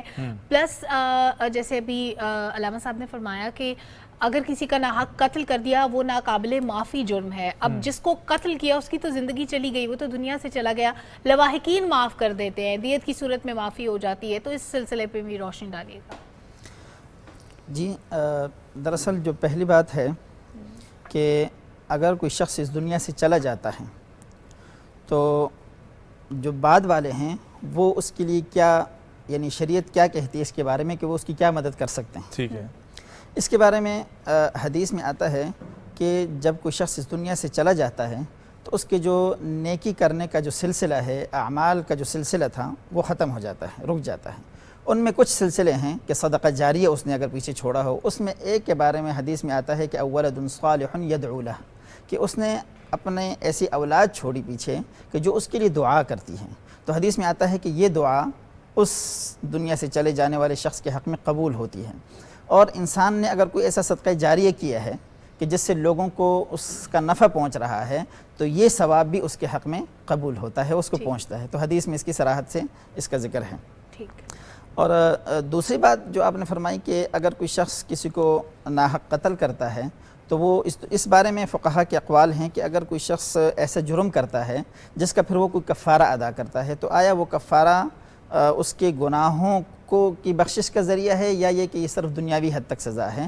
تو کچھ فقہا کہتے ہیں کہ جو کفارہ ہے یہ صرف دنیاوی قانون کے تحت ہے، دنیاوی حد تک اس کی سزا ہے، اخروی جو اس کے معاملات ہیں وہ اللہ کے ساتھ اسی گناہ کے مطابق اس کا محاسبہ اس کا کیا جائے گا۔ تو ظاہر ہے ایک آدمی نے اگر کسی کو ناحق قتل کیا ہے اور دنیا میں اس کے ورثاء اس کو معاف بھی کر دیتے ہیں یا اس کی دیت ادا کر دیتے ہیں تو یہ چونکہ ایک فوجداری قانون ہے، criminal law, Islamic law of criminal جو وہ ہے اس کے مطابق اس کو سزا تو دے دی جاتی ہے، لیکن چونکہ اس نے ایک زیادتی کی ہے، ایک ظلم کیا ہے، بہرحال اللہ کے ہاں اس کا محاسبہ ہوگا۔ ٹھیک ہو گیا۔ علامہ صاحب یہ فرمائیے گا، آپ نے ذکر کیا تھا کہ شرک کی معافی نہیں ہے، تو شرک کی کسی صورت میں بھی معافی نہیں ہے؟ آپ جتنا مرضی اللہ تعالیٰ سے کریں یا اس کا آخرت میں ہی حساب ہونا ہے، قبر میں حساب ہونا ہے، وہ کیا معاملہ ہے؟ دیکھیے یہ جو کہا گیا ہے نا قرآن میں، اور میں نے پہلے بھی عرض کیا کہ شرک کی معافی نہیں ہے، یہ اس کے لیے ہے کہ جو مشرک مرے اس دنیا سے شرک کی حالت میں چلا جائے، لیکن اگر وہ اس شرک سے اسلام کی طرف پلٹ آتا ہے اور توبہ کر لیتا ہے تو توبہ تو اس کی تو معافی ہے، اور توبہ جو ہے اس کی معافی ہے۔ اگر وہ اسلام کی طرف آ جاتا ہے، شرک سے اگر وہ باہر نکل آتا ہے اور مسلمان اور کلمہ اسلام پر اگر مرتا ہے۔ اور ان کے ایک سوال سے جو میرے ذہن میں سوال آیا تھا کہ اگر کسی شخص کا آپ نے قتل کر دیا اور اس کی دیت کے بدلے میں اس کے لواحقین نے معاف کر دیا، لیکن قیامت والے دن کیا وہ شخص اگر سوال کھڑا کر دے تو اس موقع پہ کیا سلسلہ ہے؟ دیکھیے، جو شخص قتل ہوا ہے اس کے جو وارث ہیں وہ ولی دم اس کو کہا جاتا ہے، اس کے خون کے جو ورثہ ہیں اللہ نے ان کو حق دیا ہے کہ اب وہ تو اس دنیا میں نہیں رہا، اب اس کے خون کے جو وارث ہیں ان کو یہ اختیار ہے، وہ چاہیں تو اس کو معاف کر دیں اور چاہیں تو اس کو معاف نہ کریں، لیکن بروز قیامت محاسبہ لیکن محاسبہ جیسے مولانا ڈاکٹر صاحب نے یہ کہا بالکل درست ہے کہ چونکہ یہاں دو حقوق پامال ہوئے ہیں، ایک حقوق اللہ بھی پامال ہوا ہے، حقوق الناس بھی، ایک ناحق انسان کا خون بہایا گیا، اس کو جینے کا حق اس سے چھینا گیا، اور دوسرا یہ کہ اللہ کی بھی معصیت ہوئی ہے، خدا کی نافرمانی ہوئی ہے، اللہ نے کہا کسی کا ناحق قتل نہ کرو، تو وہ جو ناحق قتل کرنے والا گناہ ہے وہ اس کو ملے گا قیامت کے دن اور محشر کے دن۔ ڈاکٹر صاحب ایک یہ سوال جو ہم دیکھتے ہیں کہ تسبیح میں ہم لوگ استغفار جو کرتے رہتے ہیں، اس استغفار کرنے سے اس کا کیا ایک اجر ملتا ہے، اور اس استغفار کی توبہ اور دعا میں کیا جو ہے وہ اہمیت ہے اس طریقے سے اگر اس کو وظیفے کے طور پر آپ پڑھ رہے ہیں؟ سب سے پہلے تو ہم یہ جاننا چاہیں گے کہ یعنی اس کی وضاحت ضروری ہے کہ توبہ اور استغفار میں فرق ہے۔ توبہ جو ہے یہ ایک خاص ٹرم ہے، ایک اصطلاح ہے جس کو ایک خاص طریقے سے کرنا ہے۔ اس کے لیے فقہاء نے یہ کہا ہے کہ جو آدمی توبہ کرتا ہے تو کوئی خاص گناہ سے وہ جب وہ توبہ کرتا ہے تو سب سے پہلے کام وہ یہ کرے گا کہ اس کو اپنے اس گناہ پر ندامت ہوگی دل سے کہ میں نے یہ غلط کام کیا ہے۔ دوسرا کام یہ ہے کہ وہ اس گناہ کو فوراً ترک کرے گا، اور تیسرے اس کے لیے یہ شرط ہے توبہ کے لیے کہ وہ آئندہ کبھی نہ کرنے کے اس کا مکمل ارادہ کرے گا، عزم کرے گا کہ آئندہ میں نے اس کو نہیں کرنا۔ یہ تین شرائط جب پائی جائے گی تو ہم کہیں گے اس بندے نے توبہ کر لی ہے۔ لیکن استغفار کا مطلب یہ ہوتا ہے کہ آپ اپنے گناہوں پر ہر وقت ندامت ہے، آپ کو اللہ کے سے رجوع کر رہے ہیں، اللہ کے ساتھ ایک تعلق قائم کر رہے ہیں، اور اپنی حالت اظہار اللہ کے سامنے رکھتے ہیں کہ میں نے گناہ کیے ہیں، میرے گناہوں کو بخش دیں۔ تو اگر آپ کو یہ دعا بھی پڑھ رہے ہیں، استغفار کر رہے ہیں، تو یہ ایک عبادت بھی ہے اور اپنے گناہوں کی بخشش بھی ہے۔ تو گویا کہ استغفار کے اندر توبہ بھی آ جاتا ہے، اور استغفار توبہ کے علاوہ ویسے بھی اللہ کے ساتھ اپنے یعنی گناہوں کے بارے میں اللہ سے معافی طلب کرنا ایک عام سی بات ہے۔ ضروری نہیں کہ اس کے اندر اس نے ندامت کی ہو یا اس نے وہ گناہ چھوڑ بھی دیا ہو سکتا ہے وہ گناہ کے اندر مبتلا بھی ہو پھر بھی اللہ سے معافی مانگ رہا ہے، تو یہ استغفار ہے۔ ٹھیک ہو گیا۔ علامہ صاحب ابھی تک ہم نے گفتگو کی کہ ہمیں توبہ کا اہتمام کیسے کرنا چاہیے اور کیا کیا اس کے کمپوننٹس ہوں گے جب ہماری توبہ قبول کی جائے گی، کون سی ایسی چیزیں ہیں جو نہیں کرنی چاہیے، کون سی ایسی چیزیں ہیں جو ہماری توبہ کے فضائل کو کم کر دیتی ہیں یا ہماری جو عبادت ہوتی ہے اس کو مکمل نہیں ہونے دیتی، کون سے ایلیمنٹس ہیں؟ دیکھیے بہت اہم سوال ہے کہ توبہ جو ہے جب اللہ نے اتنا ایک بڑا دروازہ توبہ کا انسان کے لیے رکھا ہے اور بار بار خدا نے قرآن میں فرمایا ہے کہ میری بارگاہ میں آ جاؤ تو میں اللہ سارے گناہوں کو بخش دوں گا۔ آپ نے بالکل بڑا اہم سوال ہے کہ کون سی ایسی چیزیں ہیں کہ جو جن کی وجہ سے وہ توبہ جو ہے قبول نہیں ہوتی۔ دیکھیے پہلی چیز میں نے پہلے بھی اشارہ کیا کہ اگر اس کا مال جو ہے وہ حلال نہیں ہے، حرام ہے، تو وہ اس کی توبہ اور دعا کبھی قبول نہیں ہوگی۔ دوسرا، اگر لین دین کے جو معاملات ہیں دوسروں کے ساتھ وہ اگر اس کی ٹھیک نہیں ہے، چونکہ دین جو ہے وہ صرف عبادات نہیں ہے بلکہ ایک اہم حصہ اس کا معاملات بھی ہیں۔ ایک اللہ اور انسان کا رشتہ ہے، ایک انسان کا ایک دوسرے انسان کے ساتھ رشتہ ہے۔ یہ دونوں رشتے جو ہیں اس کے پاک اور پاکیزہ ہونے چاہیے۔ اگر کسی کا مال کھایا ہوا ہے، اس نے کسی کا حق غصب کیا ہوا ہے اور کسی کو اس کی وجہ سے اذیت ہو رہی ہے، تکلیف میں ہے، اگر ہمسایہ اس کی وجہ سے اذیت میں ہے، تکلیف میں ہے، تو پھر کبھی بھی اللہ جو ہے اس کی توبہ کو قبول نہیں کرے گا۔ جو حضرت نے ڈاکٹر صاحب نے جو بات کی ہے کہ دیکھیے توبہ کی جو شرائط ہیں اس میں سے ایک اہم شرط یہ ہے کہ اگر دوسرے انسانوں کے حقوق اس کے ذمے ہیں اور اگر وہ حقوق ان کے ادا نہیں کر رہا تو تب بھی اس کی توبہ قبول نہیں ہوگی۔ مثلا اگر بیوی کے حقوق نہیں ادا کر رہا شوہر اور والد جو ہے وہ بچوں کے حقوق نہیں ادا کر رہا، ہمسایہ کا حق نہیں ادا کر رہا، یہ ساری شرائط ہیں اس توبہ کی. ان تمام حقوق انسان، حقوق العباد جو ہے، اگر اس کا بھی پابند ہوگا ان کی ادائیگی کا، تو پھر اس کی توبہ قبول ہوگی. بالکل بالکل. ڈاکٹر صاحب یہ فرمائیے گا کہ کیا کوئی دعا کا خاص وقت مقرر ہوتا ہے اور اس وقت پہ مانگنے پر دعا جلدی قبول ہو جاتی ہے؟ کیونکہ ہم لوگ سنتے ہیں کہ جس طریقے سے ایک طاق رات کی فضیلت اور اہمیت سب کو معلوم ہے، اس میں بھی لیلۃ القدر کی اہمیت، لیکن عام دنوں کی اگر ہم لوگ ذکر کرتے ہیں تو تب بھی تہجد کا وقت، اور یہاں تک سننے میں آتا ہے کہ اللہ تعالیٰ پہلے آسمان تک اپنے فرشتوں کو بھیجتے ہیں. تو یہ کوئی خاص وقت ہوتے ہیں جن کے اوقات میں ہمیں زیادہ سے زیادہ اللہ تعالیٰ سے جو ہے وہ گریہ کر کے دعا مانگنی چاہیے؟ جی بالکل. ویسے تو دعا کے بارے میں فقہا یہ کہتے ہیں کہ ہر وقت مانگتے رہنا چاہیے، اس کے لیے کوئی خاص حالت بھی ضروری نہیں ہے. اگر آپ چل پھر رہے ہیں، لمحہ ہوتا ہے کبھی بھی، اگر آپ چل پھر رہے ہیں تب بھی اللہ سے مانگتے ہیں، لیکن کچھ اوقات ایسے ہیں کہ جو قبولیت کے لیے خاص ان کا حدیث میں ذکر آتا ہے. مثلا صبح کا وقت جیسے آپ نے ذکر کیا، اس کے بارے میں تو قرآن میں آتا ہے کہ اللہ تعالیٰ جب نیک لوگوں کے فضائل بتا رہے ہیں، ان کی نشانیاں بتا رہے ہیں، تو فرما رہے ہیں کہ وَبِالْأَسْحَارِ هُمْ يَسْتَغْفِرُونَ، کہ وہ صبح کے وقت اللہ سے بخشش طلب کرتے ہیں.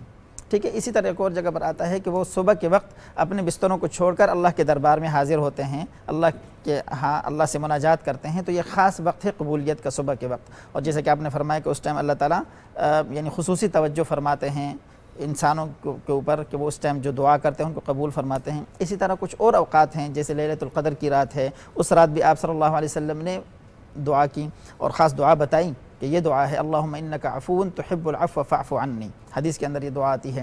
حضرت عائشہ رضی اللہ عنہ اس روایت کے راوی ہیں. اور اسی طرح کوئی جو نماز ہے اور اذان ہے، اس کے درمیان جو وقت ہوتا ہے یہ بھی قبولیت دعا کا وقت ہے. پھر رمضان کے اندر خاص کر کے جو افطاری کا وقت ہے، اس ٹائم جو ہے اللہ تعالیٰ خصوصی توجہ فرماتے ہیں، اور یہ قبولیت دعا کے اوقات میں سے ایک وقت یہ بھی ہے. اور اسی طرح فرض نماز کے بعد جو دعا کی قبولیت کے اوقات میں سے ایک وقت فرض نماز کے بعد بھی ہے، یہ بھی دعا کی قبولیت کے اوقات میں سے ہیں. تو یہ صرف یہ فرض نماز کے بعد آپ نے بہت جو ہے وہ ضروری تھا بتانا، کیونکہ ہم لوگ جو فرض نماز کے بعد والی دعا ہے اس پہ اتنا فوکس نہیں رکھتے، پوری نماز کے بعد جو ہے نا وہ دعا پہ ہم لوگ رکھتے ہیں. ایگزیکٹلی. اور جس طرح دعا کی قبولیت کے بارے میں انہوں نے سوال کیا، علامہ صاحب کیا توبہ کی قبولیت کا بھی کوئی خاص وقت ہوتا ہے یا کبھی بھی توبہ کریں قبول ہو جاتی ہے؟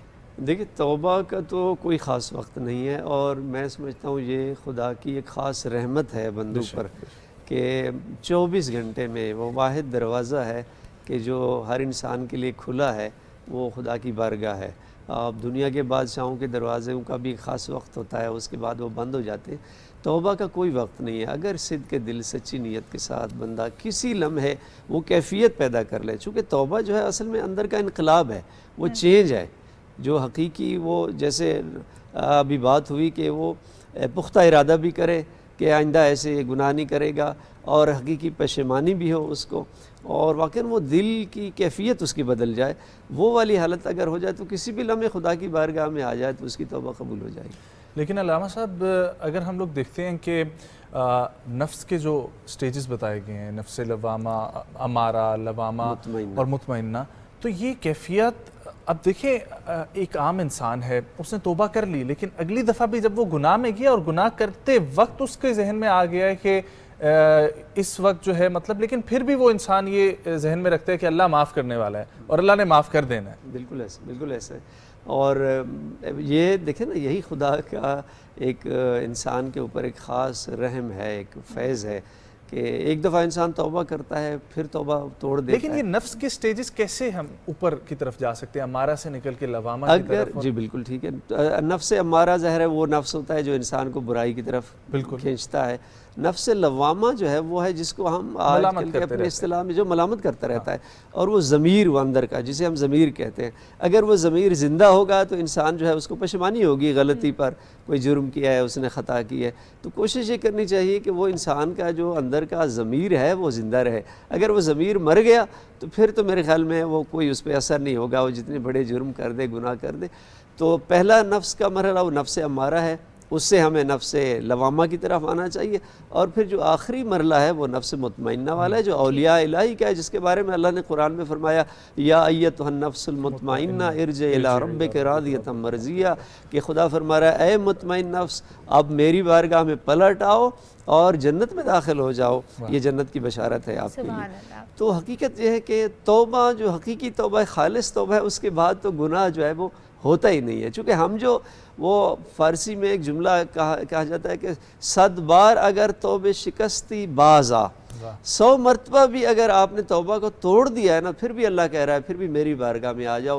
کسی لمحے ممکن ہے آپ کی توبہ خالص ہو جائے اور میں اللہ معاف کر دوں. ٹھیک ڈاکٹر صاحب، سم ٹائمز یہ ہوتا ہے کہ لوگ اپنے گناہوں پہ اللہ تعالیٰ سے رجوع نہیں کرتے، اتنے نیک اور پرہیزگار نہیں ہوتے، لیکن اپنی غلطیوں کا ازالہ کرنے کی کوشش کرتے ہیں. فرض کریں اگر کوئی شخص زکوٰۃ نہیں دیتا تھا، وہ ظاہر ہے غلط کرتا تھا، اس کے بعد وہ توبہ تو نہیں کرتا لیکن وہ زکوٰۃ دینی شروع کر دیتا ہے، وہ غریبوں میں بانٹنا شروع کر دیتا ہے اپنا مال و دولت. اس طرح کی بہت ساری اگزامپلز ہو سکتی ہیں. تو اس صورت میں کیا احکامات ہیں؟ کیا منہ سے معافی مانگے بغیر، کیا توبہ کا اہتمام کیے بغیر، توبہ و استغفار کا اہتمام نہیں کیا لیکن ازالہ کر دیا، اس صورت میں بھی معافی ہو جاتی ہے؟ جی دراصل گویا کہ جب انسان اپنے گناہوں کو چھوڑ دیتا ہے اور جو اس کے اوپر کچھ فرائض یا واجبات تھے ان کی ادائیگی شروع کر دیتا ہے، تو اس کا مطلب ہے کہ اس نے عملی طور پر توبہ کر لی ہے. اگرچہ اس نے زبان سے نہیں کہا، زبان سے کہنا بھی اس کی بھی اہمیت ضرور ہے. ظاہر اللہ تعالیٰ کے سامنے گر گڑانا، اپنے گناہوں کی بخشش طلب کرنا اللہ تعالیٰ کو ایک بڑا محبوب عمل ہے. لیکن اگر کوئی شخص جو اپنے واجبات یا فرائض کی ادائیگی میں کوتاہی کر رہا تھا اور اس نے اس کی ادائیگی شروع کر دی ہے، تو گویا کہ اس نے عملی طور پر توبہ کر لی ہے اور اللہ کے سامنے اس نے دل میں یہ نیت کی ہے کہ آئندہ میں یہ کام نہیں کروں گا. تو یہ اس کی عملی توبہ ہے اور اللہ تعالیٰ کے ہاں یہ بھی قبول ہے. اور اپنے گناہوں کی بخشش بہرحال اس کو، یعنی پہلے والے گناہوں جو اس نے جس میں کوتاہی کی ہے وہ اس کی اللہ تعالیٰ سے معافی مانگنا، یہ اس کی اہمیت اپنی جگہ ہے. لیکن بہرحال یہ بھی اس کی توبہ ہے کہ اس نے ان گناہوں کو چھوڑ کر ترک کر کے نیک اعمال کی طرف آ گیا ہے اور اس کی ادائیگی اس نے شروع کر دی. ڈاکٹر صاحب یہ تو ہم لوگ ذکر کر رہے ہیں، اب ذرا اگر اس کو ایک تو ریئلسٹک اپروچ ہم اگر رکھ کے دیکھیں تو ہم لوگ اس طریقے سے جب گفتگو فرماتے ہیں اور گفتگو کرنے کے بعد اب جو دیکھنے والے ناظرین بھی ہوں گے اور ہم بھی، ایک وقتی طور پر کیفیت تو آپ کے اوپر آ جاتی ہے، لیکن یہ باقاعدہ طور پر کیفیت نہیں جا رہی ہوتی آپ کے اوپر. اب غیر رمضان میں جب آپ چلے جاتے ہیں تو 11 مہینے آپ اتنا دور ہو جاتے ہیں اور اتنے کاموں میں اور اتنی چیزوں میں نکل جاتے ہیں اور پھر آس پاس کا ماحول بھی ویسا نہیں رہتا. تو اس وقت کیسے اپنے آپ کو مطمئن رکھنا ہے اور اس ثابت قدمی جو اس وقت رکھنی ہے وہ کیسے ہے؟ دیکھیں جی، اللہ رب العزت نے انسان کی جو ایک اسلامی زندگی دی ہے نا، اس کے جو معمولات اس کو بتائے ہیں، یہ اسی لیے ہیں کہ انسان کا تعلق اللہ کی طرف رہے اور اللہ کے ساتھ اس کا تعلق رہے اور توجہ اللہ کی طرف رہے. مثلا نمازوں کی پابندی، مثلا جب آپ نمازوں کی پابندی کرتے ہیں تو یہ خود ایک مذکر ہے، آپ کو یاد دلانے والی چیز ہے کہ میں اللہ کا بندہ ہوں اور اللہ کے میرے اوپر کچھ حقوق ہیں اور جو میرے ذمے کچھ فرائض ہیں جو میں نے ادا کرنے ہیں. تو یہ خود یہ جو ماحول ہوتا ہے اور یہ جو اسلامی زندگی کے معمولات ہیں، اگر انسان اس کو پورا کرے تو یہ خود انسان کے لیے مذکر ہوتا ہے. پھر اسی لیے کہا گیا ہے کہ اس سلسلے میں انسان کی جو غفلت کی زندگی ہے نا اس کو چھوڑنا چاہیے. یہ سارے کے سارے مسائل اس وجہ سے ہوتے ہیں کہ جب انسان غفلت کی زندگی گزارتا ہے، اور غفلت کی زندگی کو چھوڑنا یہ تب ہی ہوگا جب کم سے کم اگر آدمی فرائض کو بھی پورا کرنا شروع کر دیں تو وہ غفلت کی زندگی سے آہستہ آہستہ نکلتا رہتا ہے. اور جب آدمی 5 وقت کی نماز پڑھتا ہے تو خود اس کے اوپر ایک کیفیت سی طاری ہوتی رہتی ہے جو اس کے دل میں ایک احساس پیدا کرتی ہے کہ میں اللہ کا بندہ ہوں اور کہیں ایسا نہ ہو کہ مجھ سے اس کے فرائض میں کوتاہی ہو جائے. لیکن اگر پھر بھی یہ کیفیت آتی ہے انسان کے اوپر کہ انسان کبھی کبھی اس کے اوپر غفلت آتی ہے، کبھی انسان کی توجہ نہیں رہتی ہے ان گناہوں کی طرف، ان گناہوں میں مبتلا ہو رہا ہے، تو یہ انسان کی فطرت ہے، یہ کوئی ایسی چیز نہیں ہے. پھر اسی لیے اللہ تعالیٰ انسان کو یہ موقع دیتا ہے کہ وہ بار بار پلٹ کے میری طرف آئے، اور کئی بار بھی اگر وہ گناہ کرتا ہے لیکن توجہ پھر بھی میری طرف آ جاتی ہے، توبہ کر لیتا ہے، تو اللہ تعالیٰ اس کی توبہ اسی لیے قبول فرماتے ہیں. اور یہ ایک حدیث میں بھی آتا ہے کہ حضرت حنظلہ رضی اللہ عنہ نے رسول اللہ صلی اللہ علیہ وسلم کے دربار میں اپنی کیفیت بیان کی تھی کہ جب ہم آپ کے پاس ہوتے ہیں، آپ ہم سے جنت اور جہنم کا تذکرہ فرماتے ہیں تو اس سے ہمارے اوپر ایک خاص کیفیت آ جاتی ہے، لیکن جب ہم باہر چلے جاتے ہیں، اپنے بچوں کے ساتھ چلے جاتے ہیں تو پھر ہماری وہ کیفیت نہیں رہتی. تو انہوں نے اپنے اس کیفیت کا اظہار آپ صلی اللہ علیہ وسلم کے سامنے جن الفاظ میں فرمایا نافق حنظلہ، حنظلہ فرماتے ہیں کہ میں تو منافق ہو گیا ہوں کیونکہ میری وہ کیفیت وہاں بھی نہیں رہتی. تو آپ صلی اللہ علیہ وسلم نے پھر اس کے بارے میں فرمایا کہ نہیں، یہ کیفیت ضروری نہیں ہے کہ ہر وقت ہو. ان کو سمجھایا بلکہ جب کوئی خاص کیفیت میں اپنے آپ کو حاضر کرنا اور ایسی کیفیات حاصل کرنے کے لیے ایسے مواقع ڈھونڈنا یہ خود انسان کے لیے اور اسلام کے احکامات میں سے ہیں، اور یہ انسان کے اوپر ایک کیفیت آ سکتی ہے. اس کے لیے انسان کو توبہ کرنا چاہیے، اور اگر فرائض کی ادائیگی کی طرف آدمی آ جائے تو یہ کیفیت خود بخود کم ہوتی رہتی ہے. بے شک بے شک بے شک. بہت شکریہ ڈاکٹر صاحب آپ کے وقت کے لیے، بہت شکریہ علامہ صاحب آپ کے وقت کے لیے. بہت سیر حاصل گفتگو رہی، اور میں تمام ناظرین سے یہ کہنا چاہوں گا کہ یہ وہ موضوعات ہیں جن کے اوپر ہمیں خود بھی ریسرچ کرنی چاہیے اور پڑھنا چاہیے، اور یہ وہ موضوعات ہیں جو جمعے میں خطبے کے طور پر بیان بھی کیے جاتے ہیں. بس فرق یہ ہے کہ ہم لوگ تو دوسرا جمعے کا خطبہ جو ہے وہ بھی ختم ہونے کا ویٹ کر رہے ہوتے ہیں. تو تب تک کے لیے، اگلے پروگرام تک کے لیے کل انشاءاللہ آپ لوگوں سے ملاقات ہوگی. مجھے سلمہ کو اور صبح پاکستان کی ٹیم کو دیجیے اجازت. جاتے جاتے ایک کلام کے چند اشعار جو ہے وہ میں آپ لوگوں کے ساتھ پڑھنا چاہوں گا، کیونکہ توبہ کے حوالے سے ہی ہیں، اور یہ کلام جو ہے یہ دعا کے طور پر آپ اور میں نے ہم سب نے سن رکھا ہے، اور اس کے کچھ اشعار. الہی تیری چوکھٹ پر بھکاری بن کے آیا ہوں، الہی تیری چوکھٹ پر بھکاری بن کے آیا ہوں، سراپا فقر ہوں، عجز و ندامت ساتھ لایا ہوں، سراپا فقر ہوں، عجز و ندامت ساتھ لایا ہوں، بھکاری وہ کہ جس کے پاس جھولی ہے نہ پیالہ ہے، بھکاری وہ جسے حرص و ہوس نے مار ڈالا ہے.